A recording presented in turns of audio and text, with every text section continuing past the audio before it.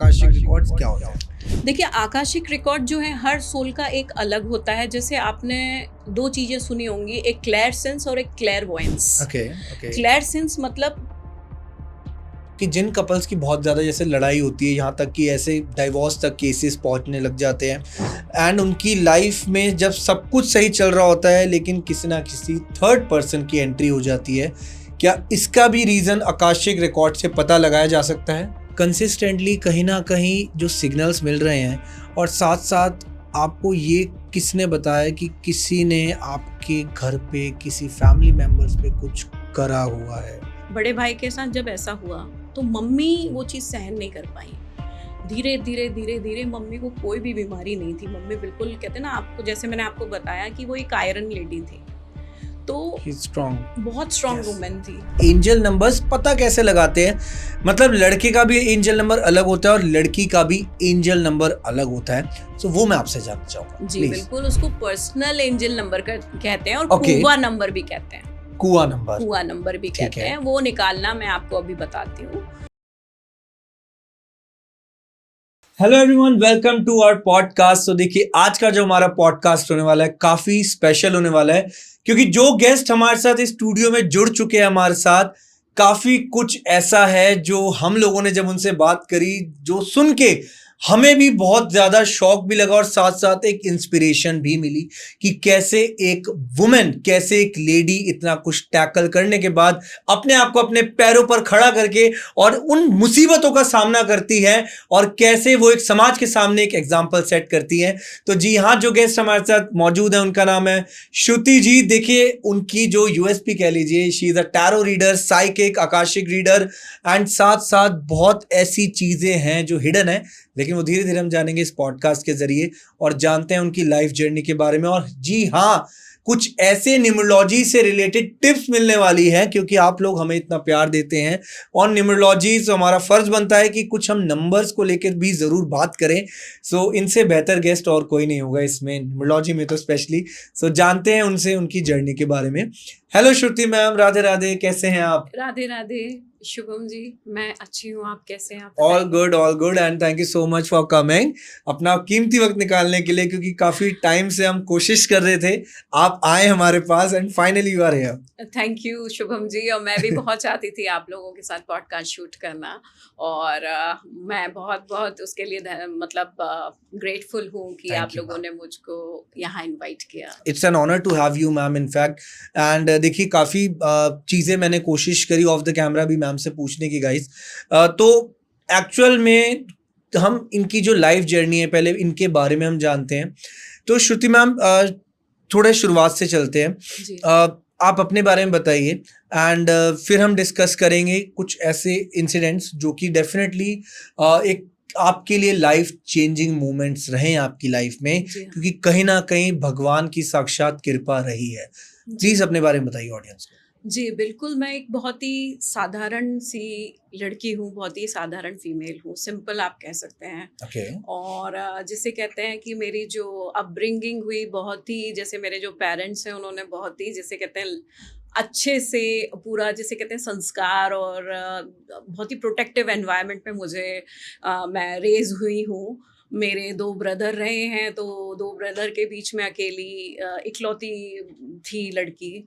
तो मुझे हर तरह की, जिसे कहते हैं कि मतलब हर तरह की फ्रीडम मिली कि आपको Okay. जितनी पढ़ाई करनी है आप पढ़ाई कर सकते हो। जी जो आपको सीखना है, कभी मुझे किसी तरह की रोक टोक नहीं। जी, और कभी मुझे किसी भी तरह के लिए उन्होंने मतलब बोला नहीं कि नहीं तुमको ऐसा रहना चाहिए, तुमको जैसे आप एक ट्रेडिशनल फैमिलीज का आप देखते हो कि नहीं, लड़कियों को ऐसा नहीं करना चाहिए, ये पढ़ना चाहिए, दबा के दबा थे। के रखना है, और तुम जी। अकेले नहीं जाओगी, तुम्हारे साथ तुम्हारा भाई जाएगा। ऐसा वैसा कुछ भी नहीं था मेरे साथ।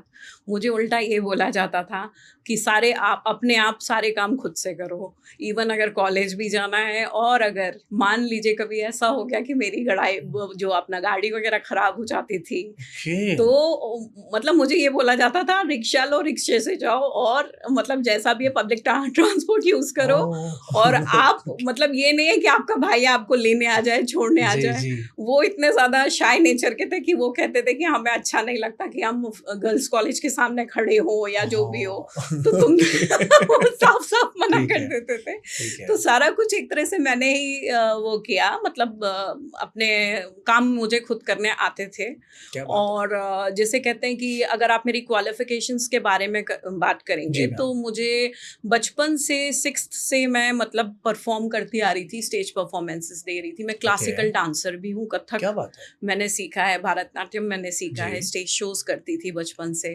फिर एनसीसीसी सर्टिफ़िकेट होल्डर हूँ। तो अगर आप बोलें कि अगर मुझे बंदूक चलाना नहीं आता तो वो भी आता है क्या मुझको। बात है मैम, क्या जी बात है। हाँ, और बहुत खूब। फिज़िकल फ़िटनेस पे जी, जिस तरह से एनसीसी में तो आपको पता है परेड होती थी और कैंप्स लगते थे, जी। वो भी मैं अटेंड किया करती थी। तो देखा जाए तो मुझे एक तरह से जैसे हमारे यहाँ एक ट्रेनिंग दी जाती है ना लड़कियों को हर तरह से आपको बोल्ड बनना है, ब्रेव बनना है और हिम्मत से चीज़ों का सामना करना है। क्या क्योंकि बात है। पापा मेरे एक आईपीएस ऑफ़िसर थे और उनके हर 3 साल में ट्रांसफ़र हो जाते थे। तो हमारे स्कूल्स बदल जाते थे, हमारे शहर बदल जाते थे, दोस्त बदल जाते थे, सब कुछ चेंज हो जाता था। कंप्लीट जो माहौल होता था वो चेंज हो एंड जाता था। It's a great thing guys, this is the reality जो कहते हैं ना कि गवर्नमेंट फैमिली से जुड़ने पर ये सारी चीजें भी फेस करनी पड़ती हैं। Please continue ma'am. और मदर मेरी जो ऐसी थी कि वो होम मेकर तो थी ही थी, जैसे हम बोलते हैं हाउसवाइफ, तो हम बोलते हैं कि एक तरह से वो होम मेकर थी। जी, जैसे फादर का ऐसा था कि फादर कभी भी जैसे सेंट्रल गवर्नमेंट का जॉब तो ऐसा है कि डेप्यूटेशन पे आपको कहीं भी भेज दिया जाता है। तो सबसे पहले मम्मी और पापा की जब मेरा भी जन्म नहीं हुआ था और मेरे बड़े भाई का भी जन्म नहीं हुआ था तो उनकी पोस्टिंग मुंबई थी। तो पापा मुंबई क्राइम ब्रांच में उन्होंने काफ़ी टाइम पोस्टेड थे। ओके, तो ठीक है। जिसे कहते हैं कि उस समय जो गैंगस्टर हुआ करते थे, उनके साथ आप जानते हैं ना कि जो वॉर्स गैंग वॉर्स टाइप के होते हैं, पुलिस के और उनके राइट, राइट, मुठभेड़ होती राइट। है। तो पापा ने ऐसा हुआ था कि पापा ने कुछ 4-5 उस टाइम का जो गैंगस्टर था, ये मैं आपको बता रही हूँ 70s का। ठीक है। तो उनके आदमी एनकाउंटर में पापा ने उनको मतलब एनकाउंटर कर दिया था उनका। तो ये लोग पीछे पड़ गए थे। पूरे गैंगस्टर्स। उस समय पापा और मम्मी की पोस्टिंग जब पापा की पोस्टिंग जब थी मुंबई में तो 12 साल जो है मम्मी वहीं रही थी मतलब पापा के साथ। तो बड़े भाई का भी जन्म मेरा वहीं हुआ था मुंबई में। तो फिर इनका धीरे से कर्जत ट्रांसफ़र किया गया पापा का ऑफ़िसर्स ने मिलके क्योंकि फैमिली को भी बचाना था।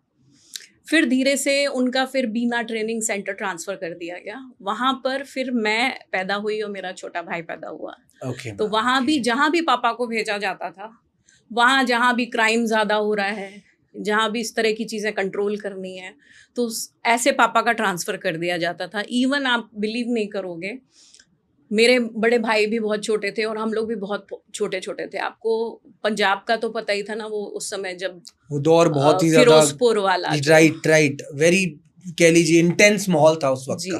प्लीज। तो उस समय पापा की पोस्टिंग थी आगरा, हम लोग बहुत छोटे-छोटे थे। तो पापा को 4 महीने के लिए फ़िरोज़पुर बॉर्डर पे भेजा गया था। ओके।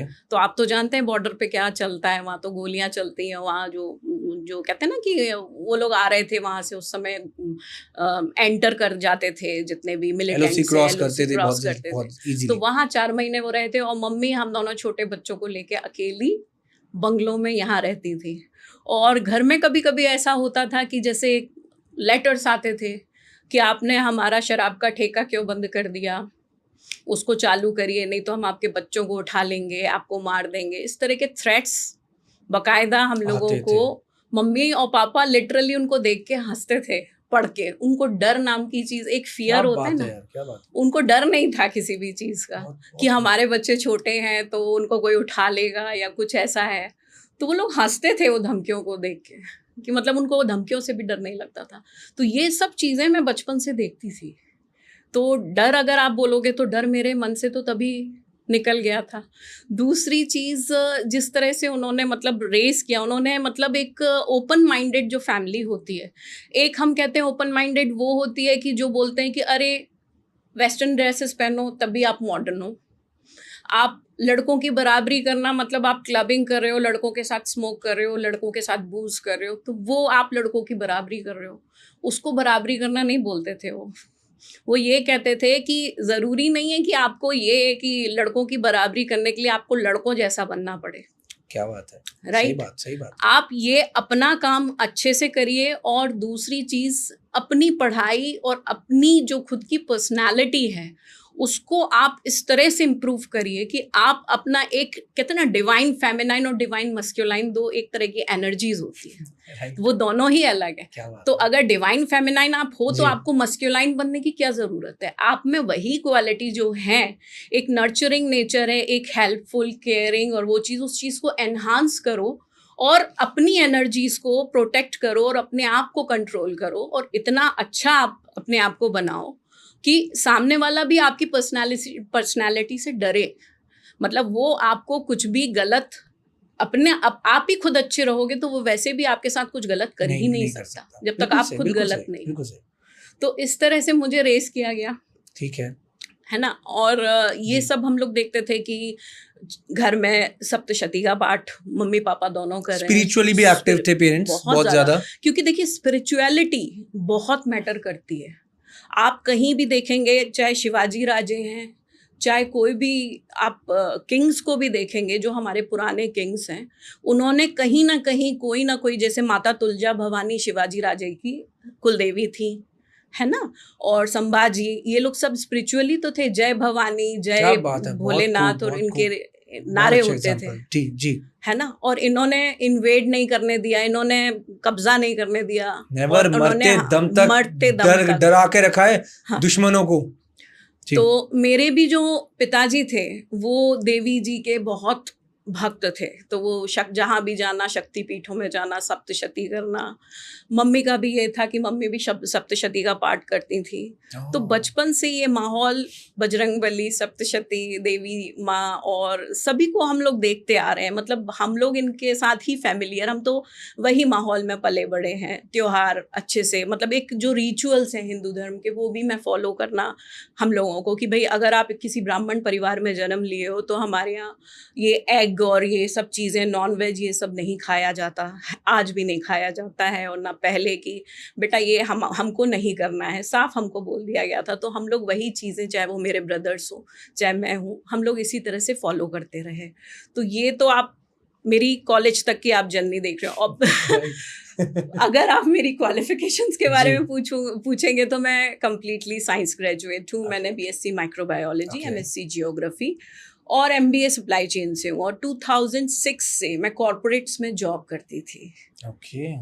तो अगर आप देखेंगे अब मैं यहाँ एमएनसीज़ का तो नाम नहीं ले सकती, तो मैं पुणे में भी बड़ी एमएनसीज़ के साथ मैंने काम किया और बहुत अच्छा अर्न कर रही थी और अच्छा कमा रही थी। और अगर आप मेरी साइकिक एबिलिटीज़ के बारे में बात करेंगे, तो मेरे को इंट्यूशन पावर जो है बचपन से था।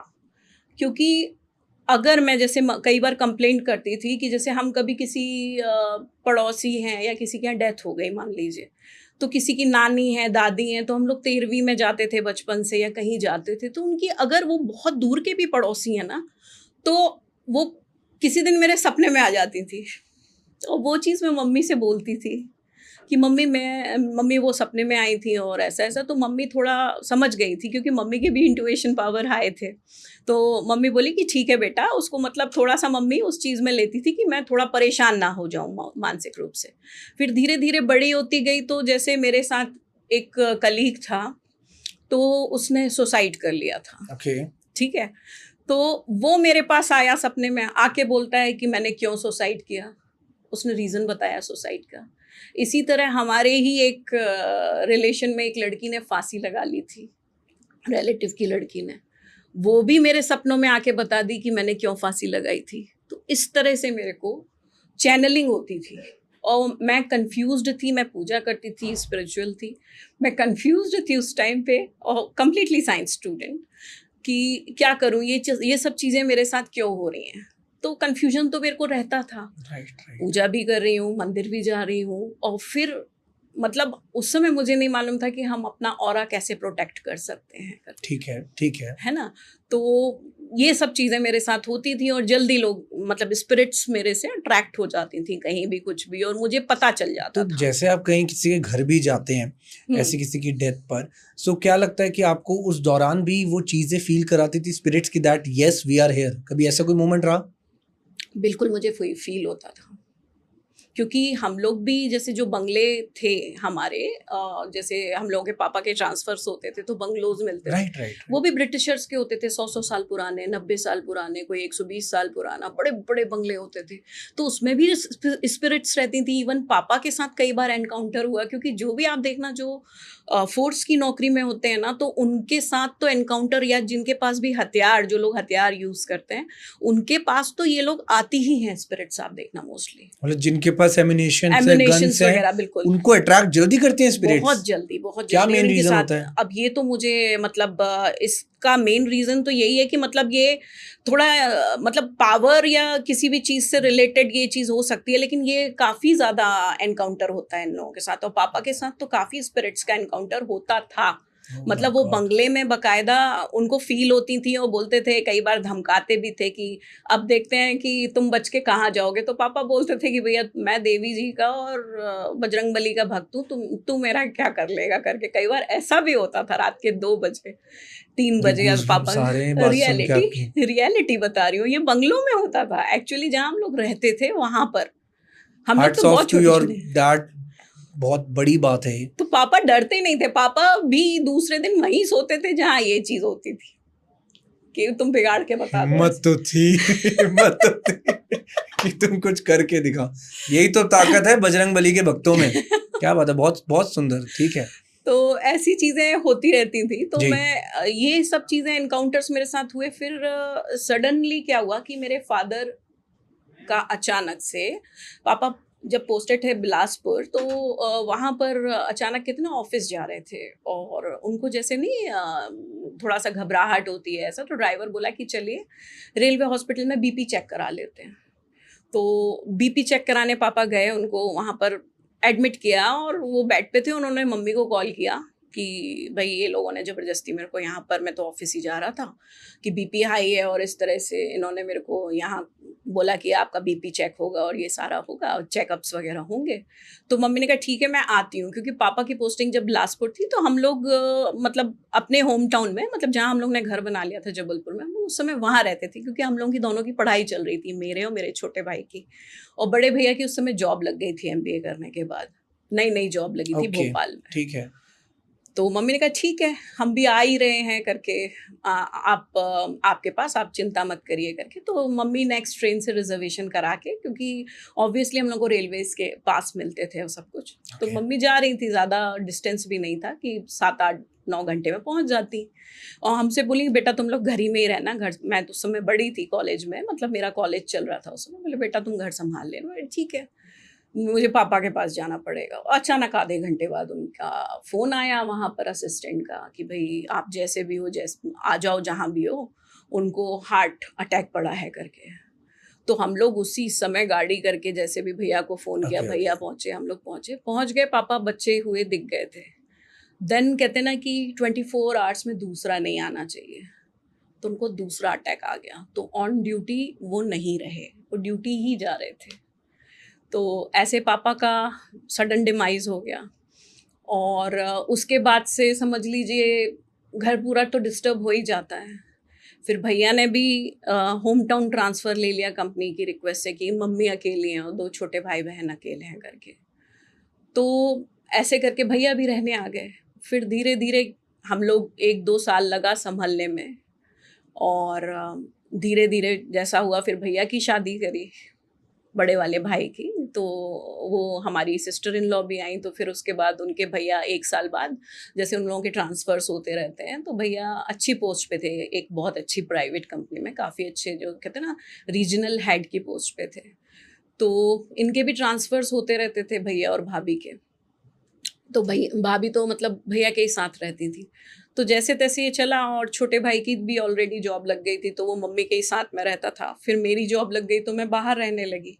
तो एक लाइफ ट्रैक पे चल रही थी। अचानक 2016 में, मतलब जब पापा की डेथ हुई उसके बाद से मुझे थोड़ा ये लगा कि हमारे पूरे लीनिएज, मतलब हमारा जो पापा 5 भाई थे उनके परिवार में, पाँचों भाइयों के परिवार में कुछ चीज़ें ऐसी हो रही थी कि बहुत सारी मतलब अच्छे काम तो हो नहीं रहे थे, लेकिन 7 साल में समझ लो 8 साल में 7 डेथ हुई। मेरी बुआ जो सबसे बड़ी थी वो भी नहीं रहीं, फिर उसी बीच मेरे चाचा भी नहीं रहे, ताऊ नहीं रहे, ताई नहीं रही, सबसे बड़े ताऊ ताई। तो ऐसे करके 6-7 डेथ हो गई। और शादियाँ तो हो रही थी, लेकिन शादियों के बाद जैसे बच्चे होना चाहिए, जैसे जनरेशन्स आगे बढ़ना चाहिए, वो नहीं हो रहा था। बस डेथ हो रही थी। तो वो मेरे को समझ में नहीं आया कि ऐसा क्यों हो रहा है और हमारे ही परिवार में ऐसा क्यों हो रहा है, पूरी ऐसे फैमिली में। तो फिर उसके बाद एक पुणे में, मतलब मॉल था, वहाँ एक टैरो कार्ड रीडर बैठती थी। उस समय टैरो कार्ड्स इतने कॉमन नहीं थे। ये बात आप 2000 की 9 बता की रही हैं, बता रही हूँ, 2009 की बता रहे हैं, है ठीक ना? है। तो उस समय टैरो कार्ड्स इतने ज़्यादा पॉपुलर नहीं थे, और मुंबई में या आप देख लीजिए पुणे में, लोग जो बहुत ही मेट्रो सिटीज़ में लोग इसको जानते थे, और मोस्टली पारसी, साउथ इंडियंस ऐसे जो होते थे ना, मतलब कम्युनिटीज़, कुछ स्पेसिफिक कम्युनिटीज़, वही लोग सीखा करते थे इनको। तो वो लड़की, उसको मैं वहाँ मॉल में, क्योंकि जहाँ मेरा ऑफिस का जहाँ मेरी कंपनी थी जस्ट उसके बगल में मॉल था, तो सैटरडे संडे मेरी छुट्टी होती थी, तो मैं वहाँ घूमती थी मोस्टली मॉल में, तो मैं उसको वहाँ बैठे देखती थी। तो 1 साल से मैं उसको 1.5 साल से देख रही थी, लेकिन मैं उसके पास जाने से डरती थी कि पता नहीं ये मेरे बारे में क्या और बता एक देगी। खौफ लगता है ना, क्योंकि जब नॉलेज नहीं होती तो जी ये हाँ। चीजें अजीब लगती हैं। हाँ, हाँ, हाँ। ठीक है। फिर अचानक एक दिन मैंने मम्मी को फ़ोन किया, कि मैंने कहा मम्मी वो लड़की बैठी रहती है, तो मम्मी मेरे को बोली कैसी हो तुम? वो तुम्हारे बराबर की होके और वो टैरो कार्ड देखती है और तुम उससे डरती हो?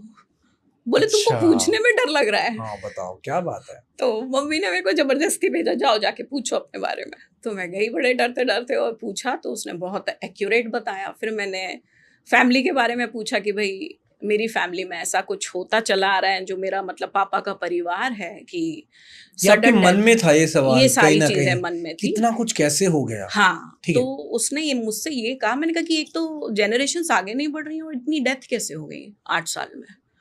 तो उसने कहा कि आपका जो ब्लड रिलेशन में है, आपसे बड़ा होना चाहिए रिलेशन में, और आप क्योंकि घर की लड़की हो तो मैं नहीं बता पाऊँगी। आपके फैमिली का ही लड़का हो, भले ही आपका बड़ा भाई हो या आपके कोई कज़िन हो जो आपसे उम्र में बड़े हों। तो उसी बाद में क्या हुआ कि 1-2 महीने के बाद मेरे जो डॉक्टर हैं, जो मेरे ताऊ हैं 3rd नंबर वाले, उनके दोनों हस्बैंड वाइफ डॉक्टर हैं। तो वो आए, तो मैंने उनसे रिक्वेस्ट किया कि आप चलिए साथ में, तो वो गए। तो वो लड़की ने उस समय अपने घर बुलाया, और आप बिलीव नहीं करेंगे 3 से 4 घंटे उसने दिए, और अपने एंसेस्टर्स के नाम पूरे लिख के मैं लेके आई थी 17th सेंचुरी से, क्योंकि जो मेरे दादा के पापा, वो ओरछा सेना में राजपुरोहित और सेनापति थे। तो वहाँ से हमारी जनरेशन्स चली आ रही थी। उसके बाद जितनी जनरेशन्स थी आज से 150 साल पहले की, वो माइग्रेट हो गई सागर में, ओके। है ना? उसके बाद किसी को नहीं मालूम कौन कहाँ-कहाँ है, बस ये जो हमारे फादर का परिवार है, ये सागर में रहता था, और कुछ छोटी-मोटी रिश्तेदारी, इतना ही हम लोगों को पता था, है ना? तो इतने 300 साल, 350 साल का मैं डेटा लेके उसके सामने बैठी थी। तो उसने ये तक बता दिया था कि किसने किसके साथ, मतलब किसकी डेथ कैसे हुई, ठीक है? बिना आपसे पूछे। वो कार्ड्स ही देख के पूरा बता रही थी, और सबके नाम देख-देख के। फिर उस लास्ट मोमेंट में वो आई, तो बोली कि ये जो आपकी जिन देवी की आप पूजा करते हैं, जिन कुल देवी की आप पूजा करते हैं, वो एक्चुअली में वो है ही नहीं। आपकी कुल देवी का टेम्पल ऐसी जगह है जहाँ कोई नदी नहीं बहती है, छोटी-सी पहाड़ी है व्हाइट कलर की, और उसके ऊपर छोटा-सा मंदिर है, वो आप ढूँढिए। तो आप बिलीव नहीं करोगे, ये जब उसने बताया कि आप पहले कुल देवी को ढूँढिए करके, तो हमने कहा कि ठीक है भाई, हम बात करते हैं। तो जब कुल पूजा में हम लोग गए, तो हम लोगों ने ये बात डिस्कस करी, पूरे जब परिवार कि इकट्ठा उनने हुआ ऐसा कहा था। कि ऐसा-ऐसा है। तो मेरे चाचा के लड़के हैं, उन्होंने महिला और बाल विकास मंत्रालय जो होता है, उनके जो कोई एम्प्लॉयी थे, उनसे बोल के, जो गाँव में प्रॉपर जो बुंदेलखंड के गाँव होते हैं, वहाँ इंटीरियर में चेक कराया, ये 2010 की बात है। तो वाक़ई में वो मंदिर मिला, जो हमारे सरनेम वाले जितने भी हैं, जो हम लोग सरनेम लिखते हैं, उनकी वो कुलदेवी हैं। और जैसा उस लड़की ने बोला था कि वहाँ कोई नदी नहीं मिलेगी, है ना, वहाँ पानी नहीं है, सूखी-सूखी सी जगह है, छोटी-सी पहाड़ी और पहाड़ी पे मंदिर है। तब से हम लोगों ने वहाँ जाके पूजा करना स्टार्ट कर दी। तो हमको हमारी देवी मिल गई, वो भवानी का स्वरूप थी। क्या बात है ना? माता भवानी का स्वरूप थी और ये हमारे पापा को भी नहीं मालूम था और ये हमारे दादा को भी नहीं मालूम था। तो कहीं न कहीं टैरो कार्ड्स ने रोल प्ले किया देवी ढूँढने का, घर की देवी ढूँढने का। उसके बाद सब अच्छा हो गया, धीरे-धीरे लोगों की शादियाँ होना शुरू हो गईं, बहुत सी चीज़ें चेंज होना शुरू हो गईं, तो अच्छा लगा देख के। देन सडन 2016 में मेरे बड़े ब्रदर ऐसे ही ऑफिस जा रहे थे सवेरे और उनका ईयर क्लोजिंग चल रहा था 27 मार्च को। ये है 27 मार्च 2016 की बात। और बोलते हैं कि कुछ भी नहीं, मतलब उनको कोई डिजीज़ नहीं थी, कुछ नहीं थी। बोले बस कहते हैं ना जलन हो रही है, पेट में जलन हो रही है, शोकारिष्ट पी लिया, जैसे जो हमारे आयुर्वेदिक चीज़ें होती हैं, गैस की गोली खा ली और जलन क्यों हो रही, जलन क्यों हो रही बोलते जा रहे थे वो। उसके बाद भाभी ने बोला कि चलिए मैं आपको लेके चलती हूँ, पास में एक जनरल फिजिशियन था, उनके पास लेके गई और जस्ट ये बैठे हैं और डॉक्टर ने चेक किया है, बेहोश होके वो गिर गए। फिर उनको मेदांता चेक करते ही? हाँ जी, फिर उनको बड़ा हॉस्पिटल इंदौर का वहाँ लेके गए तो वहाँ उनको डिक्लेयर कर दिया नहीं बचे हो। और हम लोग जस्ट मैं उस समय होली से 4 दिन बाद की बात है, मतलब पंचमी की बात है, होली की पंचमी थी उस दिन। रीजन नहीं पता लगा? रीज़न नहीं पता। मैं दिल्ली से यहाँ आई हुई थी, घर आई हुई थी कि मैं यहाँ मतलब हमेशा छुट्टियों में मैं आती थी ना जॉब, जो मेरा जॉब यहाँ चल रहा था दिल्ली में, तो समझो दिल्ली से मैं घर आई हुई थी और वो कार्डियक अरेस्ट उनको अचानक हुआ और कार्डियक अरेस्ट से उनकी डेथ हो गई और भाभी बहुत रो रही थी। तो फिर उसके बाद पड़ोसी वगैरह सब लोग लेके यहाँ आए। हम लोगों की भी बिल्कुल, मम्मी तो बिल्कुल ही समझो ऐसी स्थिति हो गई थी मम्मी की कि इतना बड़ा शॉक कि कैसे इतना 43 इयर्स 44 इयर्स का लड़का बिल्कुल खटाक से ऐसे कैसे हो गया करके। तो मम्मी को भी ऐसी स्थिति हो गई थी कि काटो तो खूनने वाली स्थिति, छोटा भाई भी एकदम डिस्टर्ब। तो हम लोग खुद ही अपने आप को संभाल नहीं पा रहे थे क्योंकि ये बहुत बड़ा लॉस था। उसके बाद उनको लेके आया गया जैसे तैसे। फिर भाभी कुछ टाइम यहाँ रुकी, उनका भी जॉब था इंदौर में, वो फिर उन्होंने ज्वाइन कर लिया वहाँ। फिर समझ में नहीं आ रहा था कि ऐसा हुआ तो क्यों हुआ, क्योंकि हमारे घर में इतने सारे नुकसान। श्रुति मैम, आपके अभी एक बड़े भाई हैं, छोटा भाई है, आप ये अभी बड़े भाई की बता ये रहे मैं हैं। बड़े भाई की बता रही हूँ। तब मैं कंप्लीटली ऐसा हुआ कि अब क्या करें करके। फिर भी मैं इधर उधर, तब से जो पूना में मेरे को इन सब चीज़ों की वो थी, मतलब एक क्रेविंग्स होती हैं। 2012 में मैंने ये सब चीज़ें स्टार्ट करी। सबसे पहले मैंने एंजल थेरेपी सीखी, वो भी मैंने पूना से सीखी थी, मतलब क्या पूना की एक साइकियाट्रिक थी उससे। धीरे धीरे फिर उसके बाद ना कई बार आपको ऐसा लगता है कि आपके पास सब कुछ है लेकिन फिर भी कहीं ना कहीं आपको एक वैक्यूम सा फील होता है। तो मेरा सीखने का यही रीज़न था और एक क्यूरियोसिटी थी कि ये सब चीज़ें क्या हैं, है ना।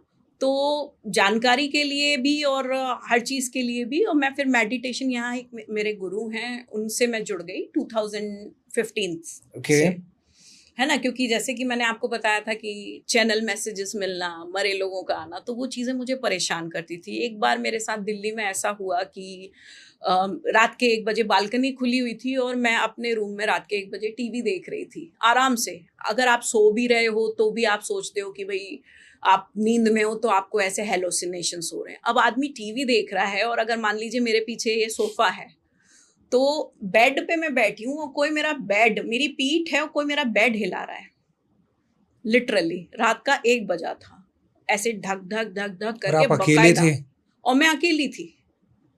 मैं हमेशा अकेली ही रही हूँ फ्लैट लेके, और ऐसे मैं हमेशा से ही अकेली रही हूँ। मेरी कोई ऐसी रूममेट, रूम पार्टनर्स होती नहीं थी। तो बेड हिल रहा है और सामने मैं टीवी देख रही हूँ। तो मैंने धीरे से ऐसे देखा कि भाई टेबल भी हिल रही है क्या, ये भी, क्योंकि भूकंप के यहाँ झटके आते रहते हैं मोस्टली। तो मैं सोची कि हो सकता है ये भूकंप का झटका हो करके। लेकिन जब मैं इधर उधर देख रही हूँ और कुछ नहीं हिल रहा है और मैं ऐसे बैठी हुई हूँ, आप बिलीव नहीं करेंगे, और मेरा जो है बेड हिल रहा है पीछे से। मेरे पसीने छूट गए। मैंने कहा कि भाई मैं पीछे भी अगर देखूं तो पता नहीं क्या होगा करके।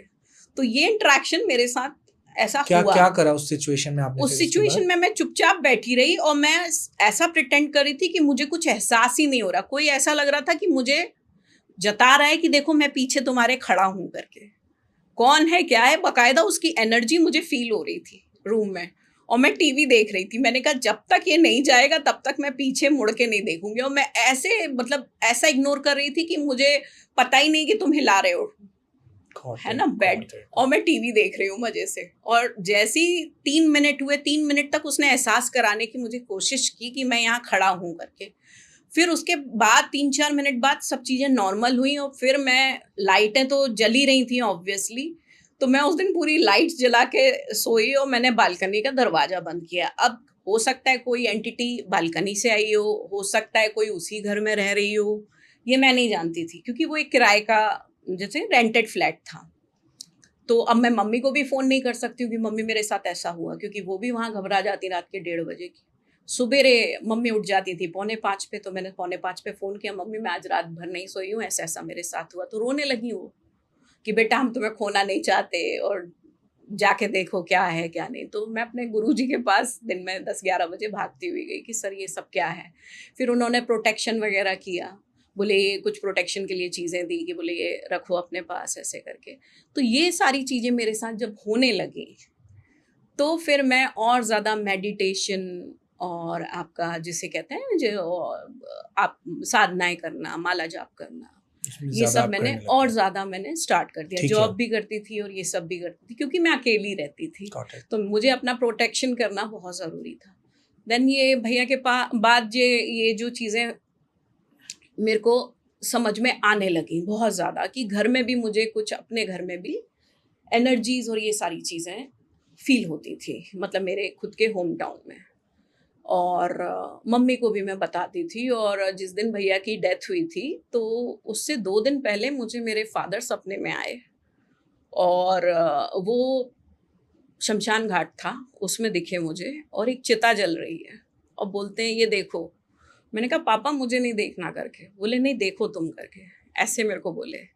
और कम से कम वहाँ वाइट कलर की बहुत सारी आकृतियाँ दिख रही हैं मुझे, लोग नहीं दिख रहे हैं, आकृतियाँ दिख रही हैं आस-पास। तो मैंने कहा पापा मैं नहीं देखूँगी ये करके। तो बोले नहीं तुम्हें देखना पड़ेगा। और तो मैंने मम्मी को सवेरे बताया। मैंने कहा मम्मी मुझे ऐसा-ऐसा सपना देखा, ये मेरे बड़े भाई की डेथ से 2 दिन पहले की बात है।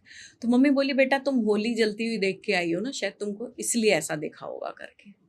और जिस दिन ये बड़े भाई की खबर आई तो मम्मी रोते हुए बोली कि बेटा तुमने मुझे 2 दिन पहले बता दिया था। मतलब कहीं न कहीं मेरे फादर बोल रहे थे अपने भाई को बचाओ। राइट, अपने भाई को बचा लो, वो चीज़ बड़े भाई को। और मैं इतना रो रही थी कि मुझे ये चीज़ पता चली और मैं अपने बड़े भाई को बचा नहीं पाई करके। वो चीज़ मुझे समझ लीजिए बहुत ज़्यादा हर्ट That is करी। shocking. मैं फील कर रहा हूँ इस चीज़ को। ठीक है, तो मम्मी भी ये समझ गई कि कुछ ना कुछ ऐसी चीज़ है कि जो ये मेरी बेटी को कुछ ईश्वरीय कुछ है, जो इंट्यूशन या कुछ भी है और चैनल। साथ साथ आपको ये सब कब पता लगा कि दैट इतना सब कुछ जो आपकी फैमिली में हो रहा है, जी, कंसिस्टेंटली कहीं ना कहीं जो सिग्नल्स मिल रहे हैं, और साथ साथ आपको ये किसने बताया कि किसी ने आपके घर पे किसी फैमिली मेंबर्स पे कुछ करा हुआ है? जी, वही उसी पे ही मैं आ रही हूँ। तो ये बड़े भाई के साथ जब ऐसा हुआ तो मम्मी वो चीज़ सहन नहीं कर पाई। धीरे-धीरे मम्मी को कोई भी बीमारी नहीं थी। मम्मी बिल्कुल कहते हैं ना, आपको जैसे मैंने आपको बताया कि वो एक आयरन लेडी थी। तो ही स्ट्रांग। बहुत स्ट्रॉन्ग Yes. वुमन थी। तो जी। वो धीरे-धीरे बिस्तर पे आ गईं। जी। और 2019 जून की बात है, कंप्लीटली वो बिस्तर पे आ गई। उनके फिर डायलिसिस शुरू हो गए और फिर मैं दिल्ली से आ गई। मैंने कहा जॉब तो दुनिया में मिलती रहेंगी लेकिन माँ दोबारा नहीं मिलेगी। माँ की सेवा सबसे बड़ी सेवा होती है। तो मैंने अपनी मम्मी की, मैं चाहती थी कि मैं इनके साथ रहूं, तो पूरी हर तरह से मैंने और मेरे छोटे भाई ने अपनी मम्मी की हर तरह से सेवा करी। जो उनको अच्छा लगता था वो बना के खिलाया। और हम चाहते थे कि कोई नहीं बचाए, हमारी माँ तो बचे। वो रोती थी कि भगवान हमको इतनी ज़िंदगी दे दो कि हमारे अभी 2 छोटे बच्चे हैं, ये 2 बच्चे हैं, इनका अभी कुछ भी नहीं हुआ है, मैं यहाँ रहना चाहती हूँ, राइट? मैं रहना चाहती हूँ, भगवान मुझे ठीक कर दो। वो बार-बार ये बोलती थी और उनके साथ हम लोग भी रोते थे। लेकिन शुभ, मैं आपको बताऊँ कि उनकी इतनी तकलीफ़ हम लोगों ने देखी, मतलब हॉस्पिटल में, आईसीयू में, वेंटिलेटर पे, उसके बाद भी वो जान छोड़ने के लिए राज़ी नहीं होती थी। मतलब ट्रैकोस्टोमी हुई है और उसके बाद भी वो पूरे होश में रही हैं 25 दिन वेंटिलेटर पे। लेकिन बॉडी उनकी ऐसी हो गई थी कि बहुत वीक हो गई थी, उनका वेट हो गया था 38-39 केजी। Oh my God! तो डॉक्टरों का ये था कि डॉक्टरों ने बोला हम लोगों से कि देखिए इनकी स्थिति ऐसी है कि आप बताइए, हम वेंटिलेटर हटा देते हैं, ऑक्सीजन लगा लेते हैं। हमने कहा नहीं। बोले आप लोगों का पर डे का 70 to 80,000 खर्चा हो रहा है। हमने कहा नहीं। हमने कहा कि सांस देने वाला कौन है? वो ईश्वर ना।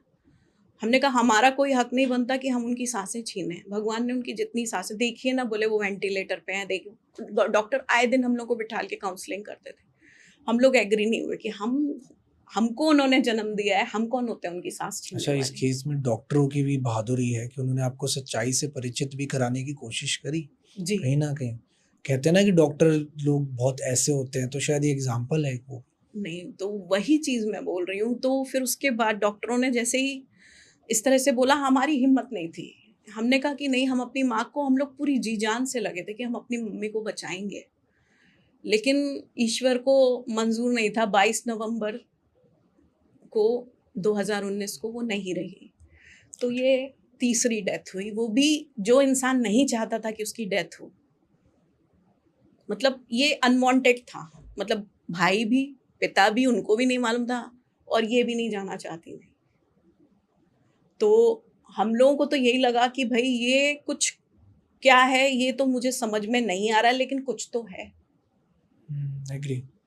रियली कुछ तो है कि ऐसा हमारी ही परिवार में क्यों हो रहा है, बल्कि अदर जो उनके भाई के परिवारों में सब कुछ चीज़ें ठीक है। 90 ईयर्स, 96 ईयर्स की एज पूरी करके लोग जा रहे हैं। सिर्फ़ आपकी ही सिर्फ हमारी ही फैमिली में। यूनिट में ऐसा यस, क्यों हो रहा है? यस, ठीक है? यस। तो वो मेरे दिमाग में बहुत चल रहा था। तो फिर मैंने अपने भाई से बोला कि हम कुछ, क्योंकि उसके बाद लॉकडाउन आ गया था। 2020 राइट।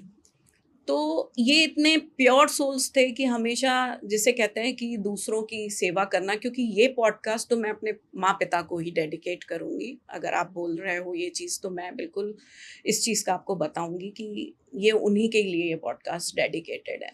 क्योंकि वो ऐसे इंसान थे कि जो शायद बार-बार जन्म नहीं लेते हैं, ऐसे लोग। चाहे वो मेरे बड़े भाई हों, चाहे वो मेरी माँ हो, चाहे वो मेरे पिता हों। मतलब आप बिलीव नहीं करोगे कि खुद के पास कुछ पैसा नहीं होता था कि खुद के पास उन्होंने बहुत सारा जमा के रखा हो या बच्चों के लिए जमा के रखा हो। फिर भी अगर किसी का ऑपरेशन है तो 50-60 हज़ार रुपए लेके, 80 हज़ार लेके उस समय खड़े हो जाना। बच्चियों की शादियाँ करवाना, अनाथ बच्चियों को एडॉप्ट करके उनकी शादियाँ करवाना। घर से कोई भूखा जाता नहीं था। मतलब लोग 2-2 महीने, 1-1 महीने आके हमारे घरों में रहते थे। एक तो पहले बंगले, उसमें रहते थे, फिर अभी जहाँ हम लोग रह रहे हैं वो भी घर बहुत बड़ा है। तो ऊपर के पोर्शन में तो समझ लीजिए पूरी 5 स्टार फैसिलिटी मिलती थी कि नौकर भी हैं, खाना भी मिल रहा है ऑब्वियसली। टाइम से, सब कुछ। तो ये लोगों को आदत पड़ी हुई थी। जी। मतलब वो चीज़ उन्होंने पापा के बाद तो ज़्यादा ही एडवांटेज लेना स्टार्ट कर दिया मम्मी का, क्योंकि मम्मी अकेली हो गई। फिर बड़े भाई नहीं रहे, तब तो और ही समझ लीजिए इस तरह से। तो ये सब चीज़ें होती रहीं कि मतलब जैसे कि शादियाँ करवा लेना बेटियों की, कि हमको इतने लाख की ज़रूरत है, तो इन्होंने दे दिए। इनके पास नहीं भी थे पापा के बाद, जो भी इनको पीएफ का पैसा मिला था, उन्होंने अपने बच्चों के बारे में कभी नहीं सोचा कि हमारे बच्चों के भी काम आएँगे ये पैसे। और वो पैसे आज तक नहीं मिले। वो पैसे ले लेते थे, उसके बाद संबंध, मतलब फ़ोन नहीं उठाना, हाल-चाल नहीं पूछना, बच्चों के लिए गलत-सलत बोलना, मतलब ऐसे करके कि दोबारा पैसा देना ना पड़े, वो चीज़। और मम्मी माँगती नहीं थी, सबको पता है कि मम्मी माँगेंगी नहीं उस चीज़ को। तो ये सब चीज़ें जब होती गईं, और ये मैं बचपन से देखती हुई आ रही थी, क्योंकि इसी बहाने से ये लोग क्या किया था, मेरे जो मेरे बड़े भाई थे, उनका भी मैं आपको स्टोरी अभी बताऊँगी, पहले ये मेरी बात कंप्लीट हो जाए, जो आपने सवाल पूछा है। जी। तो 2019 में लॉकडाउन हुआ तो वैसे जी। ही दुनिया रुक गई 3 साढ़े 3 साल तक। राइट। तो मैं अपने भाई से हमेशा डिस्कस करती थी छोटे वाले से कि हमको किसी को पूछना चाहिए, है ना, या घर को एक बार दिखाना चाहिए कि क्या है करके। तो ये थोड़ा डर गया क्योंकि मोस्टली आप जानते हो लोग लाखों रुपए ऐंठ के कुछ सच नहीं बताते। फेक चीजें भी बहुत हैं इसमें। फेक बहुत है और हम लोग इतने साल से स्पिरिचुअल होके भी जिसने जैसा कहा वैसा हम लोगों ने किया, फिर भी ऐसा क्यों होता जा रहा था? जी। हमारी ही फैमिली को कोई मतलब ऐसा क्यों हुआ, इतने लोग हमारे ही परिवार के क्यों गए करके, है ना। तो वो चीज़ मेरी समझ में नहीं आ रही थी। तो लेटर ऑन फिर उसके बाद मैंने लॉकडाउन में फिर लामा फेरा, मेरे एक नेपाली गुरु हैं उनसे लामा फेरा सीखा। क्या बात है। तो मैं उनके सामने, क्योंकि मम्मी नहीं रही थी, तो मैं एकदम से मतलब अकेली पड़ गई थी। तो बहुत ज़्यादा मेरा, जिसे कहते हैं ना कि आंखों में जल्दी आंसू आ जाना, ये वो। तो जब मेरी टीचिंग चल रही थी उस चीज़ के लिए, तो वो गुस्सा होते थे सर कि बोले मैंने तुम लोगों को क्यों सिखाया है माला करना, जाप करना, साधनाएं क्यों सीख रहे हो तुम लोग, इसलिए ना अपने आप को स्ट्रांग बनाओ। तो वो जब मैंने लामा फेरा सीखना स्टार्ट किया तो बोले जब लामा फेरा हम लोग सीखते हैं उसके बाद धीरे धीरे आपके एनिमीज या तो सपनों के थ्रू या तो कहीं ना कहीं आपको पता चल जाता है कि कौन कौन ने क्या क्या किया है करके। तो वो भी मुझे पता चल गया। ऑब्वियसली मैं पब्लिक प्लेटफॉर्म पे बोलूँगी नहीं, मैंने भाई के साथ डिस्कस किया। फिर उसके बाद ये चीज़ें जो हैं कि कंटिन्यूअसली, ये जब 2024 की बात है, मेरे साथ में जैसे आप लोग जुड़े हो तो एक जर्नलिस्ट हैं, है ना, उनके फादर दरबार वगैरह लगाते थे। तो वो कहते हैं ना लीनिएज में सिद्धियाँ आ जाती हैं। ठीक है। तो वो मेरा इंटरव्यू करने आए। ओके। ठीक है। ओके। और मेरे कुछ गुरु भी हैं, कुछ जानकार लोग भी हैं, कुछ बॉम्बे में हैं। तो मेरे को कम से कम 4 लोगों ने बोला श्रुति मैम अपनी जान बचाइए। वहीं पे उन्हीं लोगों ने आपको इस बोला ये चीज। हाँ, बोले श्रुति मैम, वो जो जर्नलिस्ट आया था मेरा इंटरव्यू करने, उसने बोला श्रुति मैम आप अपनी जान बचाइए। मैंने कहा क्यों, आप ऐसे क्यों बोल रहे हो? बोले नहीं, आप जो ये सब प्रैक्टिस करते हो इस वजह से आप प्रोटेक्टेड हो, लेकिन आप अपनी जान बचाइए करके। तो मैंने कहा कि भाई आप कैसे इस तरह से बोल रहे हो करके। तो मैं आपको इसलिए पब्लिकली बोल रही हूँ कि ऐसी ऐसी सिद्धियाँ लोगों के पास हैं। वो बोले मैम एक जेके बॉन्ड लाइए प्लेन, वो लेके आइए। तो मैं घर ही में ही वो आए थे इंटरव्यू करने, तो मैं जेके बॉन्ड लेके, और यंग है, ज़्यादा उम्र के नहीं है, he is around 35 to 40 years old, है ना। ओके, और दैट्स वो रियली यंग काफ़ी एज। सारी, हाँ, और काफ़ी सारी मीडिया चैनल्स उनके पास हैं, वो मतलब पीआर का भी काम करते हैं। तो मैं लेके आई जेके बॉन्ड। बोले इसको 21 बार अपने सिर से एंटी क्लॉकवाइज घुमाइए। तो मैंने घुमाया। फिर उन्होंने उस पेपर को मेरे सामने जला दिया, ठीक है, प्लेन पेपर को। उसके बाद वो बिल्कुल वाइट वाइट सी उसकी एशेज हो गई। तो बोले जो ये राख है, एशेज, बोले इसको अपने हथेली में रखिए और पूरा ऐसे ऐसे ऐसे ऐसे मलिए।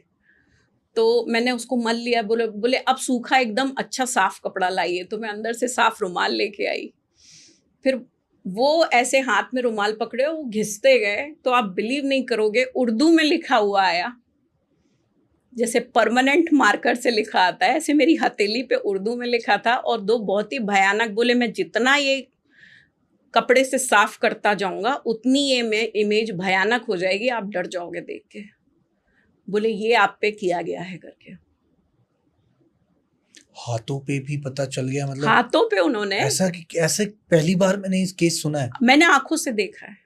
Obviously that you are the person at that moment, लेकिन क्या डर नहीं लगा आपको कि ये क्या देख रही हूँ मैं खुद शॉक्ड हो गई। बोले बोले मैम मैं इसको जितना ऐसे साफ करता जाऊंगा ये परमानेंट मार्कर की तरह ये डार्क होती जाएगी। देखिए ये उर्दू में लिखा हुआ है, ये है ना। और मतलब एंटिटी जो भी थी वो बता रहे थे वो मुझे। क्या क्या लिखा था, बता सकते हैं आप? वो तो अब ना मैं उर्दू जानती हूँ, वो भी हिंदू हैं, वो भी नहीं जानते उर्दू। लेकिन तो कुछ लिखा हुआ कुछ लिखा था उर्दू में। मतलब जो एंटिटी है वो ये दिखा रही थी कौन कौन सी हैं वो, राइट। ऐसे पूरी इमेजेस आ रही थी, बन रही थी हाथ पे। और मैं खुद शॉक्ड थी। I was shocked because I believe in spirituality. हम लोग इन सब चीज़ों पे बिलीव करते हैं। फिर मैंने उनसे एक चीज़ पूछी जो मुझे समझ में नहीं आ रही थी, तो उन्होंने मुझे बताया इस चीज़ के लिए। एक्चुअली जब मेरे ये कैसे जुड़ती गई ये सारी चीज़ें, क्योंकि कभी भी अगर आपके ऊपर किसी आपके परिवार के ऊपर कोई भी नेगेटिव क्रिया होती है ना, कोई भी इस तरह का करता है, तो क्या होता है कि उसके बाद ये जो भी मतलब कोई ईर्ष्या कर रहा है आपसे, कोई आपसे मतलब दुश्मनी कर रहा है, तो वो उनकी चीज़ें मैनिफेस्ट हो जाना, और अगर वो कुछ कर भी रहे हैं, ब्लैक मैजिक या कुछ रिचुअल्स भी कर रहे हैं, तो वो हो जाना, कंप्लीटली हो जाना। तो क्या हुआ था कि जब मम्मी और पापा की शादी हुई थी, तो पापा ही वाज सो हैंडसम, पापा अच्छे थे पढ़ने में, और जो हमारे दादा दादी नहीं थे, मतलब मम्मी के सास ससुर नहीं थे जब मम्मी शादी होके गई थी। मतलब पापा के जो जो हमारे दादा थे वो 10th में जब पापा थे तब खत्म हो गए थे, और दादी जब पापा 2 साल के थे तभी नहीं रही थी, तो उन्होंने अपनी माँ की तो उनको शक्ल भी नहीं याद थी। तो ऐसे करके वो बेचारे जैसे तैसे बड़े हुए, और जब उनके फादर नहीं रहे थे, उसके बाद उन्होंने जो स्ट्रगल फेस किया है, क्योंकि सारे भाई तो अपने-अपने जॉब में इधर-उधर चले गए, और सबके बच्चे भी हो गए, उनसे काफ़ी बड़े-बड़े थे उनके भाई लोग। एक पापा छोटे थे और एक मेरे जो चाचा हैं अंकल, वो छोटे थे। तो सबसे ज़्यादा इन लोगों को स्ट्रगल करना पड़ा। मतलब पढ़ाई में भी, नौकरी के लिए भी। तो घर से इनको कभी मतलब सपोर्ट नहीं मिला किसी भी तरह का। जैसे एक भाई, एक जो कहते हैं ना इमोशनल होते हैं कि बेटा तू चिंता मत कर, हम तो हैं, पिता नहीं रहे तो हम तो हैं, तुम लोगों की हेल्प करेंगे, जी, तुम लोगों को जितना पढ़ना है बताओ, तुमको जितने पैसे चाहिए जी, बताओ, तुमको जहाँ नौकरी करनी है। एक ऐसा होता है जैसे एक मैं भी पली बड़ी, तो हम लोग अलग तो नहीं हुए ना हमारे फादर के जाने के बाद। मम्मी थी, हैं, और मम्मी नहीं भी रही, मम्मी के नहीं रहने के बाद भी एक भाई-बहन या भाई, एक रिश्ता होता है कि जी, एक-दूसरे की आप हेल्प करते हो। तो ये फादर के साथ नहीं था। तो मतलब अगर वो इंटरव्यू देने में भी मुंबई गए थे जब जब नौकरी का, तो उनके दोस्त ने अंगूठी बेची थी, उससे उनको पैसे दिए थे कि जाओ इंटरव्यू दे के आओ।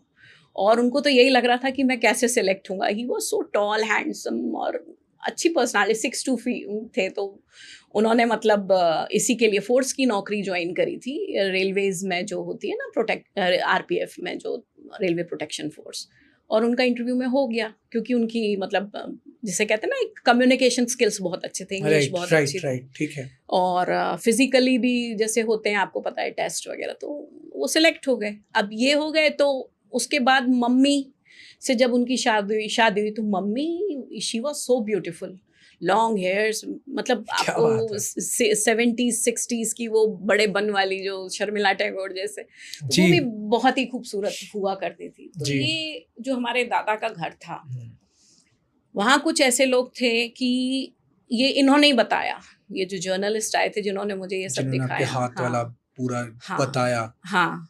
ठीक है। तो जब हमारे बड़े भाई का जन्म बॉम्बे में हुआ था, उससे पहले मम्मी के 2 बच्चे नहीं रहे। मतलब बच्चे जैसे ही मम्मी चाहती थी, मतलब पहला बच्चा आया, उसके बाद वो नहीं रहा, अपने आप नहीं, जैसे मिसकैरेज हो जाते हैं। तो अपने आप 2 बच्चों का मिसकैरेज हो गया। फिर इसके बाद मम्मी-पापा ये लोग उस समय कहीं बड़ौदा गए थे घूमने के लिए, और साथ में उनके फ्रेंड्स लोगों का ग्रुप था, जिसमें फीमेल्स भी थी, मेल भी थे, जैसे नहीं पापा के दोस्त की वाइफ्स, और ये सारे मिलके बड़ौदा घूमने गए थे। तो वहाँ कोई बहुत बड़े उस समय संत हुआ करते थे, उनका सत्संग चल रहा था, तो वो सब लोग बोले कि चलो उनके दर्शन करके आते हैं। तो ये लोग दर्शन करने वहाँ गए। ये मम्मी मेरे को स्टोरी बताती थी पूरी। तो जब दर्शन करने गए, तो वो संत से इन लोगों ने, लेडीज़ ने बोला कि तुम्हारे ये जो 2 बच्चे नहीं रहे हैं, तो तुम ये पूछो कि तुम्हारा बच्चा कब होगा, जो तीसरा बच्चा है या जो भी है, ऐसा क्यों हुआ या जो कुछ भी है। तो मम्मी ने जाके और पापा ने जाके उनसे पूछा। तो वो उस ज़माने के संत थे, मतलब आप तो जानते हैं कितने ज़्यादा ये लोग हाईली पावरफुल रहते थे। तो उन्होंने बहुत बड़ा मेडिटेशन, मतलब जैसे हॉल जो होता है ना जहाँ सत्संग चल रहा था, तो बोले पूरा हॉल जो है इसमें अंधेरा कर दो, और मम्मी को बोला कि तुम दीवार से बिल्कुल सट के खड़ी हो जाओ। तो मम्मी वैसे जाके दूर दीवार से जाके सट के खड़ी हो गई। तो उनको, मम्मी को उन्होंने देखा, उसके बाद लाइट ऑन करवाए, बोले आप ही की फैमिली में किसी ने आपके ऊपर ऐसा किया हुआ है करके, कि आपकी जनरेशन्स आगे ना बढ़े। ठीक है? तो उस समय जो उन्होंने उपाय बताए थे, और उन्होंने ये बोला कि भई तुमको पैसा चाहिए या जनरेशन्स चाहिए? तो बोले हमको तो अपनी संतति आगे बढ़ानी है, हमको अपनी जनरेशन्स आगे बढ़ानी है। पैसा तो अब किस्मत से मम्मी-पापा के पास से, मतलब जो भी थे, तो ऑब्वियसली आ ही गया वो चीज़, मेहनत तो पापा भी करते थे और इतने अच्छे थे। तो वो तो आ ही जाना है, पैसा जो भी है, लेकिन हमको अपनी जनरेशन्स चाहिए। तो उसके बाद मेरे बड़े भैया का जन्म हुआ था, ठीक है? अब वो तो हुआ, लेकिन वो जर्नलिस्ट जो थे उन्होंने बताया कि इन्होंने वो चीज़ रिमूव नहीं कराई, क्योंकि उस समय ऑब्वियसली इधर-उधर पोस्टिंग होना, फिर और बच्चे हो जाना, आदमी बिज़ी हो जाता है और वो सोचता है कि हम तो घर में इतनी पूजा चलती, मतलब पाठ करते हैं, तो हम पे ये सब चीज़ें कहाँ आ एंड सकती हैं? फादर बहुत स्ट्रांग पर्सनालिटी भी थे हाँ। अंदर से, दैट इज करेक्ट। हाँ, हाँ। और मम्मी को भी ऐसे ही लगा। तो मम्मी भी पूजा पाठ करती थी, वो कभी ये सब चीज़ें सोची नहीं। लेकिन कुछ ऐसी चीज़ें हुई जो साइकिक अटैक्स हुए, अब जैसे पापा के ऊपर भी, जैसे कई लोग एकदम जान के पीछे पड़ जाना या कुछ ऐसा होना, या मम्मी की भी कई बार 3 ऑपरेशन मम्मी के हो चुके थे उससे पहले। ये जब मैं कॉलेज में थी, उससे पहले मतलब 12th से लेके कॉलेज के बीच में 3 उनके ऑपरेशन मम्मी के हो गए थे। उसके बाद हमारे जो बड़े भैया थे, उनका भी एक बार झांसी में एक्सीडेंट हुआ था। उससे पहले जब एक बार वो आगरा में 11th में पढ़ते थे, तो उनको डबल निमोनिया का अटैक पड़ा था। उनका पूरी बॉडी जो है मतलब ऐसे नहीं जकड़ जाती है, पैरालाइज्ड हो जाती है, ऐसे हो गई थी। कम से कम 1 महीना उनको दोबारा ऐसे बेबी स्टेप लेके चलने में लगा था। तो उनके ऊपर भी ऐसे 2 अटैक्स पहले हो चुके थे, मेरे बड़े भैया पे। पापा पे भी हुए थे, पापा भी कई बार ऐसे बीमार पड़े और ये ऐसे चले गए, जैसे मैंने आपको बताया था पूरा। ऐसे ही मम्मी के साथ भी हुआ कि मम्मी के ऑलरेडी 3 ऑपरेशन हो चुके थे। उसके बाद भी वो इतनी स्ट्रॉन्ग थी कि सर्वाइव करें। तो ये सब चीज़ें हम लोग बचपन से देखते आ रहे थे। तो उन्होंने यही बोला कि ये चीज़ें जब कैरी फॉरवर्ड हुई तो इन्होंने रिमूव नहीं कराया, और इन्होंने मतलब ऑब्वियसली कोई भी ध्यान भी नहीं देगा ना, बच्चे बढ़ते चले गए। लेकिन वो इसलिए किया गया था कि ये प्रॉपर्टी में, क्योंकि ये बहुत बड़ी पोस्ट पे आ गए हैं, तो ये कहीं प्रॉपर्टी में हिस्सा ना मांगे आगे जाके, कि हमको ये घर चाहिए दादा का। तो इनकी औलादें ही ना हो, इनकी जनरेशन्स ही आगे ना बढ़े। यहाँ से पता लग सकता है कि कौन थे वो लोग जिन्होंने जी, कहीं ना कहीं जी, ये पूरी साजिश रची। जी हाँ। और उसके बाद क्या हुआ कि जैसे मैं अपने बड़े भाई का भी बता रही थी कि जब वो 6th में थे, तो पापा की पोस्टिंग बीना थी, तो बीना बहुत छोटा-सा शहर था। तो कुछ लोगों ने बोला कि भई ये तो यहाँ पर छोटा शहर है, अच्छे स्कूल्स नहीं है, गवर्नमेंट नहीं है, पढ़ नहीं पाएगा, तो हम इसको अपने साथ ले जाके रख लेते हैं। तो बड़े अच्छे से मम्मी-पापा सीधे-साधे थे, मान गए। मम्मी-पापा हर महीने जैसे पैसे भेजना या जो भी बच्चे के लिए करना चाहिए वैसा करते थे। लेकिन उसके लिए वो बाद में भी, मैं और मेरे बड़े भाई की बॉन्डिंग बहुत अच्छी थी। तो मैं उनके बारे में इसलिए बात करना चाहूँगी कि शायद ये बातें आपके पॉडकास्ट में इसलिए निकल रही हैं क्योंकि मेरे पेरेंट्स भी ये चाहते हैं कि दुनिया किस तरह की है, और हम जो ब्लाइंड फेथ अपने ही लोगों पे करते हैं, अपने ब्लड रिलेशंस पे करते हैं, वो किस हद तक गिर सकते हैं पैसों के लिए, राइट? कि जलन आपको पेरेंट्स से है तो आप बच्चों से क्यों निकाल रहे हो? अब वो बेचारा बच्चा अकेला माँ बाप से दूर, और 24 घंटे आगरा से लेके जहाँ वो रहते थे, जहाँ उनको लेके गए थे पढ़ाने के लिए, वो 24 घंटे की जर्नी थी। और वो इतने सीधे साधे इंसान थे, मतलब बचपन से वो बहुत सीधा, जो सहनशील होते हैं ना, कि आप मार लो पीट लो आवाज़ नहीं निकलेगी। तो उसको बच्चों के साथ नीचे खेलने नहीं जाने देना, उसके माँ-बाप को उल्टा सीधा बोलते रहना कि तुम्हारे माँ-बाप ऐसे, तुम्हारे माँ-बाप वैसे, जेलसी में, राइट? तुम्हारे छोटे भाई-बहन ऐसे, तुम्हारी, अच्छा। मैं उस समय बहुत ज़्यादा डार्क, पतली-दुबली सी थी। बचपन में तो बच्चे के तो बहुत तो कहीं ना कहीं उसी वक्त से ये चीजें स्टार्ट हो गई थी। हाँ, कि मतलब तुम्हारी बहन तो देखो काली है, मरीसी है, क्या करेगी लाइफ में? छोटा भाई तो ऐसा, मतलब ये चीज़ें उसको ताने मारते थे, तो वो बोलता था हमारे छोटे भाई-बहन को उल्टा मत बोलिए, जो बोलना है हमें बोल लीजिए। तो उसको मारते पीटते थे, अगर वो चिल्लाता था तो उसके मुँह पे कपड़ा ठूँस देते थे, और आप उसके हाथ बाँध के मारा है उसको। और ये बात जब आपके पेरेंट्स को पता लगी फिर क्या करा उन्होंने? मम्मी-पापा से उसने चू नहीं बोली, शिकायत नहीं करी। वो पता आता कैसे था लगी ये 1-1 बात? महीने में। मतलब जो 1-1 महीने की छुट्टी पड़ती थी गर्मी की, और उसमें वो रहने आते थे बड़े भाई। लेकिन उसने शिकायत कभी नहीं करी, और कई बार मम्मी के भी सामने जैसे मारते थे, या आवाज़ रेज़ करके बात करना, या ये तुम क्या करोगे लाइफ में? तुम्हारे तो अभी 8th में ही इतने कम नंबर आए हैं, है ना? और अगर कोई इंसान थाली में अगर वो बोल रहा है कि मुझे बैंगन नहीं पसंद है या मुझे परवल नहीं पसंद है, वो सब्ज़ी मुझे मत दीजिए। कैसे नहीं खाओगे? हम खिलाते हैं ना तुम्हें। ज़बरदस्ती उसका मुँह पकड़ के मुँह में ठूँसना। तो मम्मी भी, जब हम लोग भी जाते थे गर्मी की छुट्टियों में, तो मम्मी बोलती थी प्लीज़ ऐसा मत करो, जब उसको नहीं पसंद है, नहीं खाने को बोल रहा है, तो क्यों ज़बरदस्ती खिला रहे हो? लेकिन इस तरह से उसको प्रताड़ित करना, तो वो जब 10th उसका आया, 10th बोर्ड आया, तो उसको बोला कि उस ये तक बिलीव नहीं किया गया था कि वो फर्स्ट डिवीजन में पास हुआ। बोले हम बिलीव ही नहीं करते कि तुम फर्स्ट डिवीजन में पास हो सकते हो, हम तुम्हारा रिजल्ट देखने जाएंगे। तो बकायदा दोबारा रिजल्ट देखते, जो चार्ट लगे रहते हैं ना वहाँ बोर्ड पे, उसमें देखा और हाँ ये सीबीएसई में फर्स्ट क्लास पास हुआ है। इस तरह से उस पर टॉर्चर हुआ। तो जब वो 11th-12th में पापा मम्मी ले आए थे जी। उसको अपने पास, तो बाद में एमबीए भी उन्होंने टॉप किया, फिजिक्स में एमएससी उसमें भी टॉपर रहे, टॉपर शुरू से रहे वो बाद में। लेकिन उसको इतना मतलब टॉर्चर किया गया, वो जब बताते थे ना तो वो मुझे सब कुछ बताते थे, फिर उन्होंने मम्मी को बताया तो मम्मी रोने लगी कि बेटा अगर तुम उस समय मुझे ये सब बता देते ना, उस समय मोबाइल फ़ोन था ना, उस समय व्हाट्सएप था, लैंडलाइन भी होते थे, तो आप तो जानते हो ट्रंक कॉल बुक होते थे, कि बच्चा इतना कुछ फेस कर रहा है। और अगर उसके माँ बाप के साथ भी वो रहने आ रहा है, या वो सिर्फ उसको एक करियर बनाने के लिए उसको मम्मी पापा ने कि हम लोगों के तो ट्रांसफ़र होते रहते हैं, कम से कम ये 10th तो अच्छे स्कूल से कर ही लेगा करके, तो ये उसके साथ भी बहुत ट्रॉमेटिक हुआ। और वो जब ख़त्म हो गया ना, उसके बाद भी लोगों ने वैसी बातें करी, और शादी के बाद भी कहीं ना कहीं वो इमोशनल ब्लैकमेल भी हुआ। तो वो कहीं ना कहीं जो ट्रॉमा होता है ना, जब मैं इस लाइन में आई कि वो बचपन का जो ट्रॉमा होता है वो बड़े होके भी इंसान को हॉन्ट करता है। जब मैंने कई लोगों के आकाशिक रिकॉर्ड एक्सेस किए तो उसमें बचपन का ट्रॉमा भी निकला था। तो ये मैं अपने भाई के लिए ऐसा बता रही हूँ कि उनके साथ बहुत एक अन्याय हुआ है, और जब जीने का वक्त आया तो वो वक्त ही नहीं बचा। ठीक है। तो इस वजह से मतलब जो मेरे यहाँ वो जर्नलिस्ट आए थे, उन्होंने ये सारी चीज़ें बताई कि ये सब तुम लोगों का प्रॉपर्टी के लिए और इस चीज़ के लिए तुम लोगों के साथ किया गया। ठीक है, परफेक्ट।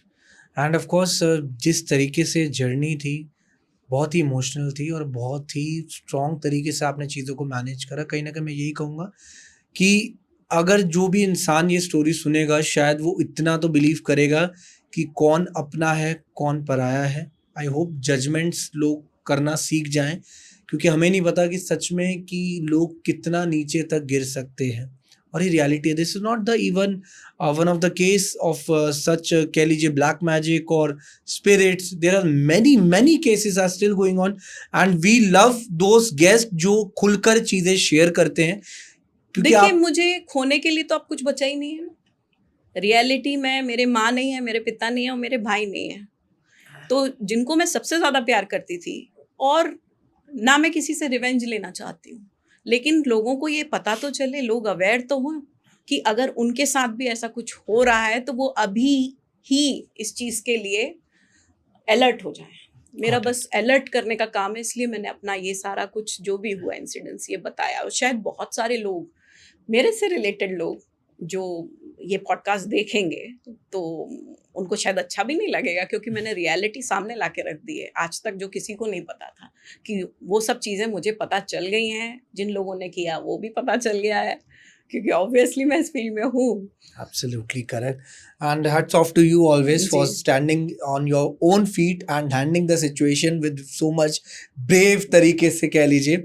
एंड ठीक है, अब थोड़ा सा साथ साथ माहौल चेंज करते हैं, जी। इमोशनल से थोड़ा सा अब आपकी स्किल्स के बारे में बात करते हैं। जी हाँ। देखिए हम बात करते हैं आकाशिक रिकॉर्ड्स की। ऑब्वियसली आप आकाशिक रीडर भी हैं, हम्म। थोड़ा सा जल्दी से समझा दीजिए ब्रीफ तरीके से, चाहे नॉर्मल तरीके से, आकाशिक रिकॉर्ड्स क्या होते हैं।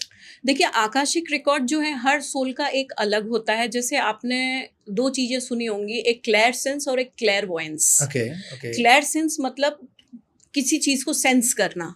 जैसे किसी आप रूम में गए और आपको कुछ चीजें सेंस हो रही हैं कि हाँ भाई यहाँ कुछ एंटिटी हो सकती है, या ये रूम में की एनर्जी कुछ ऐसी है, या नेगेटिव फील हो रहा है, उसको बोलते हैं क्लेयर सेंस, जो आप सेंस कर सकते हो। क्लेयर वॉयंस मतलब जो आप देख सकते हो, राइट।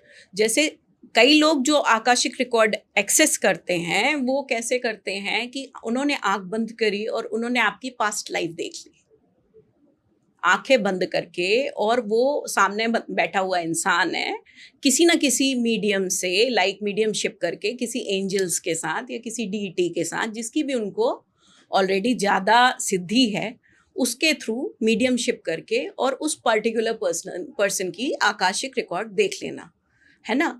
और एक होता है क्लियर सेंस, मतलब सेंस करके सामने वाला बैठा है उसकी एनर्जी सेंस करके, और कुछ हमारे जो जिस तरह के हम लोग वो यूज़ करते हैं, टेक्निक्स यूज़ करते हैं, उसके थ्रू आकाशिक रिकॉर्ड्स देखना, पहली चीज़। सेकंड पॉइंट, आपने चित्रगुप्त का नाम सुना होगा। यस। ठीक है, तो उसका उल्टा कर दीजिए गुप्त चित्र। आकाशिक रिकॉर्ड्स मतलब गुप्त चित्र। जो आज हम बात कर रहे हैं, ये 1 साल बाद ना आपको याद होगा ना मुझे याद होगा, लेकिन ये चीज़ रिकॉर्ड हो गई। Okay. ठीक है, तो इसी तरह हमारी बहुत सारी पास्ट लाइफ्स होती हैं, एक नहीं है। और एक इंसान मैक्सिमम से मैक्सिमम मान लीजिए वो 8 देख लेता है अपनी पास्ट लाइफ। जैसे ट्रांस में जाके कई लोग जो मास्टर्स हैं, स्पिरिचुअल हीलर्स हैं, पास्ट लाइफ रिग्रेशन टेक्निक्स के थ्रू उसको ट्रांस में ले गए और उसने 8 मैक्सिमम 8 देख ली। लेकिन हम तो बहुत मल्टीपल पास्ट लाइफ जो है हमारी रही है ना, तो कौन सी पास्ट लाइफ से कौन सा बर्थ पैटर्न और कौन से हमारे संबंध है जो रिपीट हो रहे हैं इस लाइफ में। अगर मान लीजिए एक एग्जाम्पल के थ्रू हम बताते हैं कि कोई आया मेरे पास, एक मान लीजिए लड़की आई कि भाई मेरी सास ससुर से नहीं बन रही है और मेरे हस्बैंड ऐसे हैं कि एक बच्चा भी हो गया है, उसके बाद भी शाम को घर नहीं आते हैं टाइम से, रात के 2-2 बजे अपने फ्रेंड्स के साथ रहते हैं और 2 बजे आते हैं घर। ऐसा नहीं है कि वो किसी बुरी आदत में है या ड्रिंक करते हैं, बूज करते हैं, लेकिन वो उनका हैबिट है। और मैं यहाँ पर दिन भर वर्क फ्रॉम होम करती हूँ, बच्चा लिए बैठी रहती हूँ। और सास जो है मेरी और ससुर जो है मेरा, वो बिल्कुल मेरे साथ कोऑपरेट नहीं करते। वो बोलते तुम जानो, तुम्हारा हस्बैंड जाने, हम क्यों बोलें बीच में पड़े। तो इस तरह के जो केसेस हमारे पास आते हैं, तो ये क्या है, बोले मैडम मैं अपना आकाशिक देखना चाहती हूँ। तब हम देखते हैं तो कहीं ना कहीं एनिमीज आ गए सास ससुर की जगह। पास्ट लाइफ में वो उनके एनिमीज थे, उन्होंने यहाँ जन्म ले लिया, अब ये लड़की करे तो क्या करे। तब फिर हम लोग बोलते हैं, उनको रेमेडीज देते हैं कि भाई इस तरह के आपको चीज़ें करनी है, फिर उसके बाद कितने दिन में ये चीज़ें ठीक होंगी, है ना। क्या वो ये भी पूछती है कि मैं हमेशा के लिए डिवोर्स दे दूं क्या, उसको अलग हो जाऊं उस बंदे से, क्योंकि मैं सहन नहीं कर पा रही हूँ, क्योंकि मैं भी प्रोफेशनल हूँ, मैं भी पढ़ी लिखी हूँ, राइट। ठीक है, तो ये सब चीज़ें आकाशिक रिकॉर्ड में हम लोग एक्सेस करते हैं। ठीक है, देखिए अभी हम साथ साथ जैसे आकाशिक रिकॉर्ड्स की बात कर रहे हैं, अब आप एक चीज़ जानना चाह रहा हूँ कि जिन कपल्स की बहुत ज़्यादा जैसे लड़ाई होती है, यहाँ तक कि ऐसे डाइवोर्स तक केसेस पहुँचने लग जाते हैं, एंड उनकी लाइफ में जब सब कुछ सही चल रहा होता है लेकिन किसी ना किसी थर्ड पर्सन की एंट्री हो जाती है, क्या इसका भी रीज़न आकाशिक रिकॉर्ड से पता लगाया जा सकता है? ऑफ कोर्स बिल्कुल पता लगाया जा सकता है। थर्ड पार्टी कैसे एंटर करी और थर्ड पार्टी का क्या रिलेशनशिप पास्ट में रहा है उस पर्टिकुलर फीमेल के हस्बैंड के साथ, ओके, तो वो भी पता लग जाता है कि ये पास्ट लाइफ का ही कनेक्शन आया है जो इस लाइफ में आया है इस वजह से। और ये भी पता लग जाता है कि इनका आगे डिवोर्स होगा या नहीं होगा। ओके, और क्या क्या रीडिंग्स ऑब्जर्व करते हैं ऐसे मोमेंट में आप? यही कि इनका अभी मतलब करंट एनर्जीज कैसे हैं, कि जैसे अभी मान लो उनको 2 महीने का टाइम ऐसा है कि मैं उस फीमेल को यही बोलूँगी, अगर वो फीमेल आती है मेरे पास, वो बोलती है कि कोई तीसरी फीमेल आ चुकी है और मेरे हस्बैंड का एक्स्ट्रा मैरिटल अफेयर चल रहा है उसके साथ, तो मैं बताइए मैम मैं क्या करूँ, मैं अब तो मेरे को सहन नहीं हो रहा है, लगता है डिवोर्स हो जाएगा, लेकिन हमारे छोटे बच्चे हैं, इस तरह की कुछ सर्कमस्टेंसेज हैं। तो वो शेयर करती है। तो मैंने कहा आप क्या चाहते हो, आप डिवोर्स चाहते हो? तो बोले मैं डिवोर्स नहीं चाहती, मैं चाहती हूँ कि मेरा हस्बैंड वापस आ जाए, फिर से वैसे ही हो जाए। तब मैं वो ड्यूरेशंस देखती हूँ कि भाई कितना टाइम फ्रेम है इस बीच जो इनके बीच में प्रॉब्लमेटिक है। उस टाइम पे मैं उसको बोलती हूँ कि आपको आर्ग्यूमेंट नहीं करने हैं, आपको ऐसी चीज़ें अवॉइड करनी है जहाँ झगड़ा हो रहा हो, जहाँ कुछ। फिर भी कहते ना कि भाई कोई फीमेल बीच में आई गई है तो उसको पता है वाइफ को कि हाँ भाई ये जा रहा है या उसी के ही पास जा रहा है, सहन नहीं होता है इंसान से। लेकिन फिर भी कहीं ना कहीं घर बचाने के लिए मैं उनको बोलती हूँ कि भाई 2 महीने रुक जाओ, 3 महीने रुक जाओ, प्लीज़ इतना आप टाइम रुक जाइए, जो भी दिखाता है टाइम ड्यूरेशन, तो चीज़ें उसके बाद जो हैं आपके हाथ में आ जाएंगी। अकॉर्डिंग टू यू चीज़ें आपकी अच्छी होती दिख रही हैं। और अगर 3 महीने आपने नहीं किया तो अब फिर चीज़ें अनकंट्रोल्ड हो जाएंगी, फिर तो मैं भी नहीं कुछ कर पाऊंगी, फिर तो फिर डिवोर्स होना ही है करके। तो ऐसा मैं उनको देती हूँ और ऐसा उनको फ़ायदा भी होता है। और आपने जैसे एक ब्लैक मैजिक के बारे में बताया जी, कि किस तरीके से चीज़ें बदली जा सकती हैं इन चीज़ों की वजह से, मैं आपसे जानना चाहूंगा कि अगर किसी व्यक्ति पर ब्लैक मैजिक है, काला जादू है, हम्म। सो कैसे वो आइडेंटिफाई कर सकता है कि दैट इस पे काला जादू है, और अगर किसी को इंस्टेंट रेमेडी भी करनी हो उस काले जादू को खत्म करने के लिए, कुछ बता सकते हैं आप? जी बिल्कुल। रेमेडीज तो जो है ना, सबसे पहली चीज जो मैं ये जी। बोलूंगी कि देखिए, जो काला जादू जब किसी पे होता है तो कई बार तो इस तरह की भी फीमेल आ जाती हैं कि नहीं नहीं हम पे तो है, या हमारी सास कर रही है, या हमारा ये कर रहा है, मतलब रिलेशंस में किसी ना किसी का नाम ले लेती हैं वो। नहीं नहीं ब्लैक मैजिक तो है ही है। तो मैं जब कार्ड्स देखती हूँ कि मैंने कहा आप कौन से भ्रम में हो, आपके ऊपर कोई ब्लैक मैजिक नहीं है। कई बार ये भी होता है कि साइकोलॉजिकल भी प्रॉब्लम होती है उनको, और कई बार जब ब्लैक मैजिक होता है तो दिख भी जाता है। अब जैसे मैं एक आपको एग्जाम्पल बता रही हूँ सेम ब्लैक मैजिक का। आजकल रील्स चल रहे हैं काफ़ी ज़्यादा इंस्टाग्राम के, और प्री वेडिंग शूट्स और मैटरनिटी शूट्स, ये सारा फीमेल्स करा रही हैं अच्छे से। मतलब कपल्स कराते हैं कि कहीं कहीं जाके आउटडोर्स पे ये लोग कराते हैं। तो एक मेरे पास केस आया कि जिस लड़की की रिसेंटली मैरिज हुई थी 1 महीने पहले, वो मेरे पास घबरा के आई।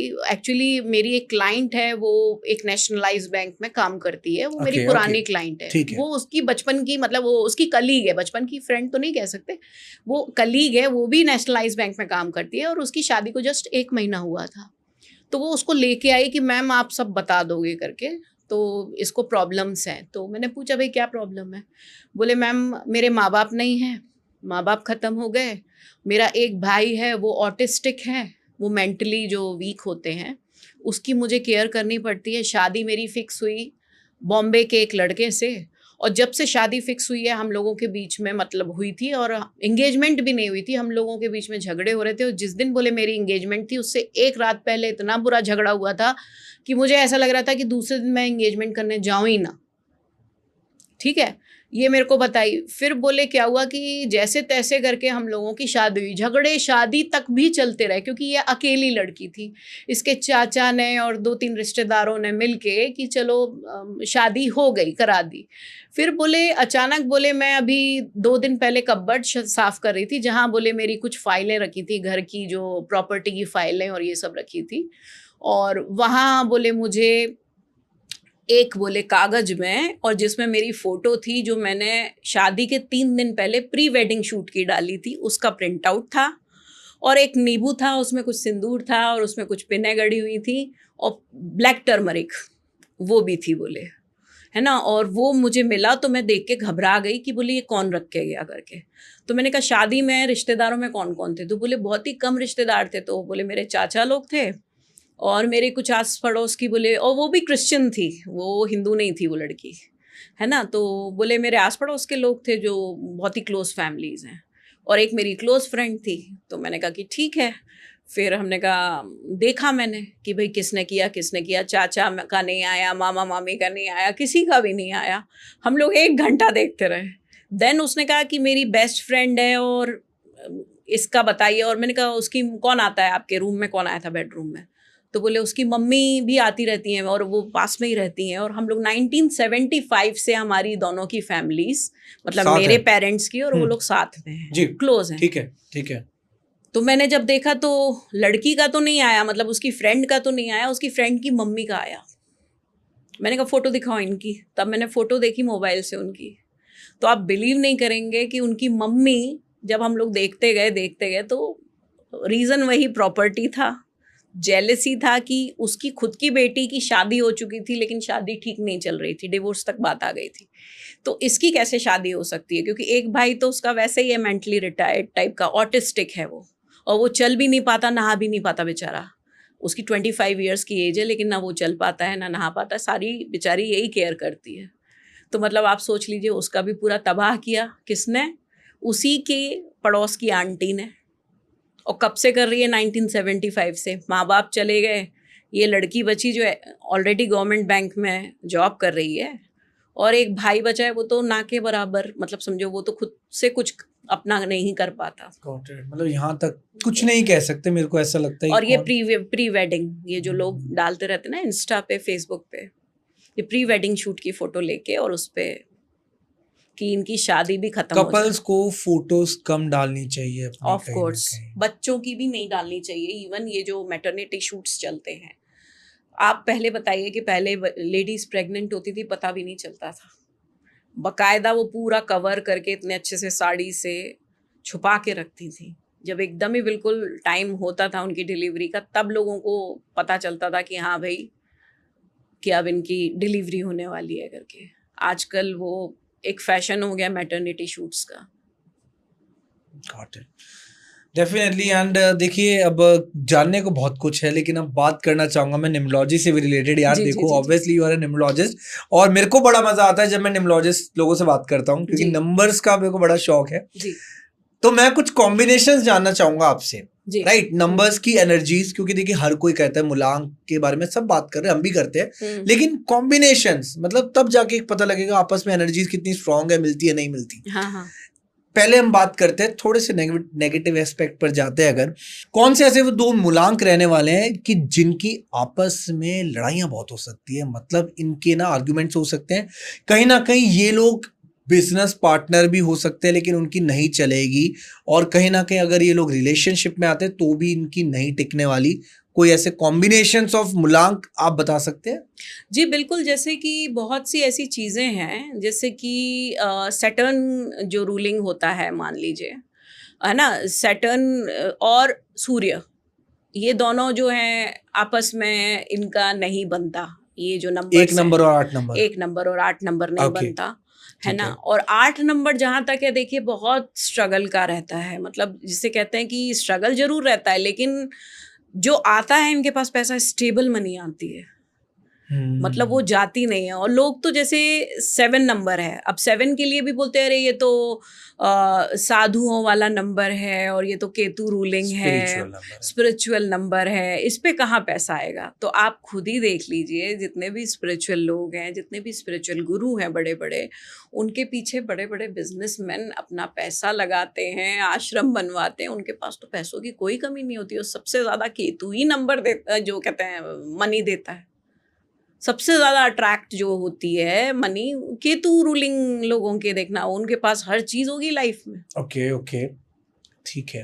सो कहीं ना कहीं 1 और 8 नंबर वालों को थोड़ा सा थोड़ा सतर्क सा रहना सतर्क चाहिए। रहना चाहिए बॉन्डिंग में, हाँ। और अगर इन दोनों की शादी हो जाए तो क्या करें लोग? ऑब्वियसली जो एक तरह से डोमिनेटिंग पर्सनालिटी जो होती है 1 नंबर होता ओके, है ना? और ये लोग जो होते हैं थोड़े से, मतलब जिसे कहते हैं कि काम करेंगे पर आराम से करेंगे वाला चीज़ है। और इनका ये रहेगा कि ये डोमिनेटिंग रहेंगे, 1 रूलिंग जितने भी होते हैं। तो कहीं न कहीं वो उसको दबाने की कोशिश करेगा, और वो कहीं न कहीं उसके साथ भी जो कहते हैं ना, एक कंपैटिबिलिटी इश्यूज़ कहीं न कहीं क्रिएट हो जाएँगे। और इनको 1 नंबर वालों को भी, जैसे एरीज़ जो है 1 रूल करता है, जो सन साइन जो कहलाता है हमारा। तो आप देखना मोस्टली एक तो डोमिनेटिंग होंगे, वो किसी की सुनेंगे नहीं, अपनी चलाना, समटाइम्स इस तरह की कंडीशंस आ जाती हैं। Got it. देखिए काफी कुछ कहा जाता है कि 4 नंबर जो राहु का नंबर होता है, बहुत कुछ उसके बारे में विडंबना है लोगों की, लेकिन मैं आपसे जानना चाहूंगा कि जो लोग 4 मूलांक रखते हैं, जी। 4 भाग्यांक रखते हैं, जी, क्या क्वालिटीज होती है, क्या ट्रेट्स होते हैं उनके? देखिए सबसे ज़्यादा शार्प माइंडेड होते हैं, जिसे कहते हैं कि अगर हम सोशल मीडिया या मीडिया जैसे यूट्यूब है, तो राहु क्या है, अगर आप राहु और केतु को कंपेयर करेंगे, तो केतु एक धड़ है जिसका दिमाग नहीं है। मतलब वो जो एनर्जी है, एक धड़ की एनर्जी है, जिसका खुद का दिमाग नहीं, खुद की सोच समझ नहीं है, जो हार्ट से, दिल से सोचता है। पर राहु का क्या है, ये ब्रेन, ये ऊपर का हिस्सा है ना, Right, सिर right. का हिस्सा है। तो जितने भी आप मीडिया, यूट्यूबर्स, ये सब आप देखोगे ना, अब जैसे कई लोग बोलते हैं खाटू श्याम बाबा, जैसे ठीक है। अगर जिसका राहु खराब होता है तो उसके क्या ट्रेट्स हैं। अगर राहु खराब होता है तो सबसे ज्यादा ड्रिंक करना, व्यसनों में पड़ना। तो इसलिए अगर आपको अपना राहु अच्छा रखना है, तो सबसे बड़ी चीज ये, जो जितनी भी नशे की चीजें हैं, इन सब से आप दूर रहिए। और आप जो है, जैसे खाटू श्याम बाबा का आपने नाम सुना होगा, तो एक वो बिल्कुल। मंदिर है राहु का, जहाँ पर आप कैसा भी राहु हो पहुंच जाइए, वो कंट्रोल हो जाएगा मतलब खाटू श्याम अगर हम बाबा के खाटू फुटेज। श्याम बाबा पर चले गए तो हमारे राहु बहुत कुछ। के चांसेस अच्छे हो जाएंगे, नेगेटिव होने के चांसेस जो है ना, वो जो positive हो नेगेटिव है वो जाएंगे। पॉजिटिव हो जाएगा। और दूसरी चीज एक जो जिसे कहते हैं ना कि इंस्टेंट आपको मनी, मतलब, और किससे मनी मिलना, जैसे कि मीडिया से, टेलीविजन से, मूवीज से, जो अचानक पैसा आ जाता है ना, किसी के पास वायरल हो गई रील, मोनालिसा, वो अभी जो एक आई थी लड़की जो यस वो यस, मेले में कुंभ थी, मेले में, राइट। तो ये अचानक आपको कहाँ से कहाँ पहुंचा दे राहु, वो आप नहीं जानते उस चीज को। और दूसरी चीज, टैरो में 4 नंबर स्टेबिलिटी का होता है, ओके ओके, है ना। ठीक है। तो अगर आप ये बोलते हो कि कंफ्यूजन होता है, कंफ्यूज रहते हैं राहु रूलिंग, तो बिल्कुल ऐसा नहीं है। कंफ्यूजन जब होगा जब आप नेगेटिव वे में, मतलब उस ग्रह को, क्योंकि वो राहु देवता है जी जी, जो आपको इतना कुछ दे रहे हैं, मतलब सोशल मीडिया से अगर आप अर्न कर रहे हो, या आप टीवी या मीडिया पर्सनालिटी हैं, तो ये आपको राहु ही तो दे रहा है, एयर ही तो दे रहा है। क्या बात है, ठीक है, बहुत सुंदर। एंड एक और सवाल मेरा है, ये बताइए कि कौन से ऐसे वो मूलांक होते हैं कि जो कह लीजिए बहुत ज़्यादा नोटोरियस होते हैं, बहुत ज़्यादा, या तो फिर धोखा भी दे सकते हैं कहीं ना कहीं किसी भी रिलेशन में, या साथ साथ किसी भी कह लीजिए कारोबार में, जहाँ पर वो अपने में ही मस्त रहना पसंद करते हैं, जहाँ पर वो अपनी ही दुनिया में रहना पसंद करते हैं, मीन्स सबसे हटकर मूलांक कह लीजिए। सबसे हटकर मूलांक, देखिए हर मूलांक की एक अपनी क्वालिटी होती है, बिल्कुल सही, ठीक है। चाहे वो 9 नंबर वाला हो, तो 9 नंबर वाला भूमि से रिलेटेड काम जो भी करेगा, रियल एस्टेट से रिलेटेड जो भी काम करेगा, तो उसको सक्सेस तो मिलनी मिलनी है, बिल्कुल सही, ठीक है। 8 नंबर वाला शनि वाला है, शनि प्रधान है ना, वो लोहे से रिलेटेड, लेदर से रिलेटेड, इस तरह का। 7 नंबर वाला केतु रूलिंग है, तो स्पिरिचुअलिटी से रिलेटेड जो भी कुछ काम है, जैसे कि आपकी गीता प्रेस हो गई, जैसे वहाँ से बुक्स, स्पिरिचुअल बुक्स हैं, या कुछ इस तरह की चीज़ें हैं, या कुछ जैसे भगवान का सामान बेचने की कई दुकानें खोल लेते हैं, तो ये लोगों को एकदम से बहुत फ़ायदा होता है। लेकिन 7 नंबर वाला मैंने देखा है, अगर जिसका केतु खराब होता है, उसके सबसे ज़्यादा मल्टीपल अफेयर्स होते हैं। मैंने खुद अपने एक्सपीरियंस से देखा, जो आप बोल रहे हो ना धोखे वाली बात, तो मैंने केतु रूलिंग लोगों को भी, जो 7 नंबर वाले हैं ना, मूलांक 7 वाले जो आप पूछ रहे हो, तो सबसे ज्यादा एक्स्ट्रा मैरिटल अफेयर ये करवाता है। क्या बात मतलब कर रहे हो, एक 7 नंबर की एनर्जी, ऑफ कोर्स, ये तो लेकिन स्पिरिचुअल है नंबर, बहुत ज्यादा नंबर स्पिरिचुअल, लेकिन केतु खराब हो गया ना जिसका। ओके, इसी तरह मैंने आपको राहु खराब हो गया तो वो उदाहरण बताया, ठीक है। और वीनस तो जैसे सभी लोग जानते हैं कि वीनस जो है वो अच्छा पैसा देता है, इनकम देता है, और रोमांटिक भी होते हैं, बिल्कुल बिल्कुल। और आपका 5 नंबर हो गया मर्क्यूरी, बुध का हो गया, जी जी, तो ये आपका जिसे कहते हैं कि जो कम्युनिकेशन, ये तो हमारे बुध ही अच्छा करते हैं कि जो आज हम हमसे क्वेश्चन पूछ रहे हैं, या हम आपसे क्वेश्चन पूछ रहे हैं, या आप जैसा भी है हम जवाब दे रहे हैं, तो किसके वजह से दे रहे हैं, क्योंकि मर्क्यूरी स्ट्रांग है, हम अपनी बात रख सकते हैं, कह सकते हैं बहुत अच्छी तरह, हमारा कॉन्फिडेंस लूज नहीं होता जी, ये चीजें हैं, ठीक है। और 4 नंबर राहु का है, जो मैं आपको एक्सप्लेन कर दिया, ITs, companies, AI, social media. 3 number गुरु का है, ठीक है, ठीक है। तो गुरु का भी आपको पता है कि गुरु से रिलेटेड जो भी है, एडुकेशन लाइन में है या जो कुछ भी है, इसमें बहुत अच्छा ग्रो करते हैं लोग, research, thesis, scientist. And second 2 number moon ruling है, अगेन ये जो है इमोशनल बहुत होते हैं 2 नंबर वाले, और इनको कंफ्यूजन बहुत होता है, क्योंकि मून रूलिंग है ना, तो इनको, अगर इनका चंद्रमा अच्छा है ना, तो वो आपको आर्टिस्ट बनाएगा, वो आपको क्रिएटिव फील्ड में ले जाएगा। जैसे कई लोग बहुत अच्छे पेंटर बन जाते हैं, है ना, और थिएटर, आपने जितने भी मोस्टली ये देखे होंगे, आर्टिस्ट देखे होंगे, बॉलीवुड स्टार्स हो गए, हॉलीवुड स्टार्स हो गए, मोस्टली ये 2 रूलिंग के होते हैं, तो बहुत अच्छे इमोशनल किस्म के लोग होते हैं। लेकिन इमोशनली काफ़ी, अगर चंद्रमा वीक हो जाता है इनका, तो काफ़ी इमोशनल इम्बैलेंस हो जाते हैं। 1 नंबर सूर्य रूलिंग है, yes, got it, perfect. And definitely जिस तरीके की आपने नॉलेज शेयर करी, न्यूमरोलॉजी की भी बहुत ही ज़्यादा अमेजिंग थी, एंड कुछ अलग जानने को मिला आपसे। एंड जाने से पहले ऑफ कोर्स न्यूमरोलॉजी पे एक और मेरा सवाल है आपसे कि बहुत लोग कहते हैं एंजल नंबर्स के बारे में बात करते हैं, लेकिन एंजल नंबर्स पता कैसे लगाते हैं? मतलब लड़के का भी एंजल नंबर अलग होता है और लड़की का भी एंजल नंबर अलग होता है, सो वो मैं आपसे जानना चाहूंगा जी प्लीज। बिल्कुल, उसको पर्सनल एंजल नंबर कहते हैं और Okay. कुवा नंबर भी कहते हैं। कुआ नंबर, कुआ नंबर भी ठीक कहते है। हैं। वो निकालना मैं आपको अभी बताती हूँ।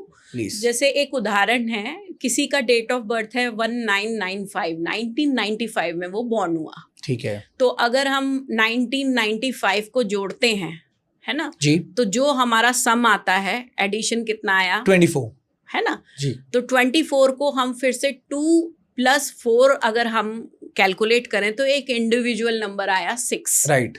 है ना। अब हमने 6 को माइनस किया 11 से, तो कितना आया 5। अगर वो लड़का है तो हम उसको -11 करेंगे, तो वो 5 नंबर जो होगा वो उसका कुवा नंबर होगा, वो उसका पर्सनल एंजल नंबर होगा, जिसको वो अपने बाएं हाथ पे, ये जो लाइन है आप देख रहे हो, इसके यहाँ पर उसको वो नंबर बनाना है। 5 नंबर वो यहाँ लिखेगा और साथ में राउंड कर देगा। राउंड करने का मतलब है उस नंबर की वाइब्रेशन उसने यहाँ पर कैद कर ली अपनी खुद की वाइब्रेशंस में। अब ये जो नंबर है उसको क्या फायदा देगा, 5 नंबर, उसको ये फायदा रहेगा कि जो भी उसकी लोशू ग्रिड में मिसिंग नंबर होगा, जब वो पैदा हुआ था तो कोई नंबर की वाइब्रेशन है जो उसकी लोशू ग्रिड में कम है या नहीं आ रही हैं, तो वो उसको भी फुलफिल करेगा। साथ में वो उसको यूनिवर्सल एनर्जी से जोड़ेगा, क्योंकि जो 11 से हमने उसको घटाया है तो वो यूनिवर्सल नंबर है, मतलब वो किसका, परम पिता परमात्मा परमेश्वर का नंबर है, तो ये नंबर परमेश्वर की भी एनर्जी से उसको जोड़ेगा, है ना। तो वो जो उसकी मैनिफेस्टेशंस हैं, जो भी वो विश कर रहा है, या जहाँ भी कहीं ना कहीं वो किसी नंबर के पावर से लैक कर रहा है, वो चीज़ें उसका ये कुवा नंबर फुलफिल करेगा। और लड़कियों के लिए क्या रहेगा? लड़कियों के लिए जैसे 1995 का जोड़ आया 24 को मिला के हमने एक इंडिविजुअल नंबर बना दिया 6 से हम +4 कर देंगे तो 6 और 4 कितना हुआ 10। तो 10 की जगह हमको 10 नहीं लिखना है, मतलब 1 नहीं लिखना है, हम उसको 10 ही लिखेंगे, क्योंकि 10 is a number of completion. क्योंकि हमको उसकी वाइब्रेशंस 10, एक नंबर की अलग वाइब्रेशन होती है और 1 और 0 10 होता है, तो 10 नंबर की अलग वाइब्रेशंस होती है।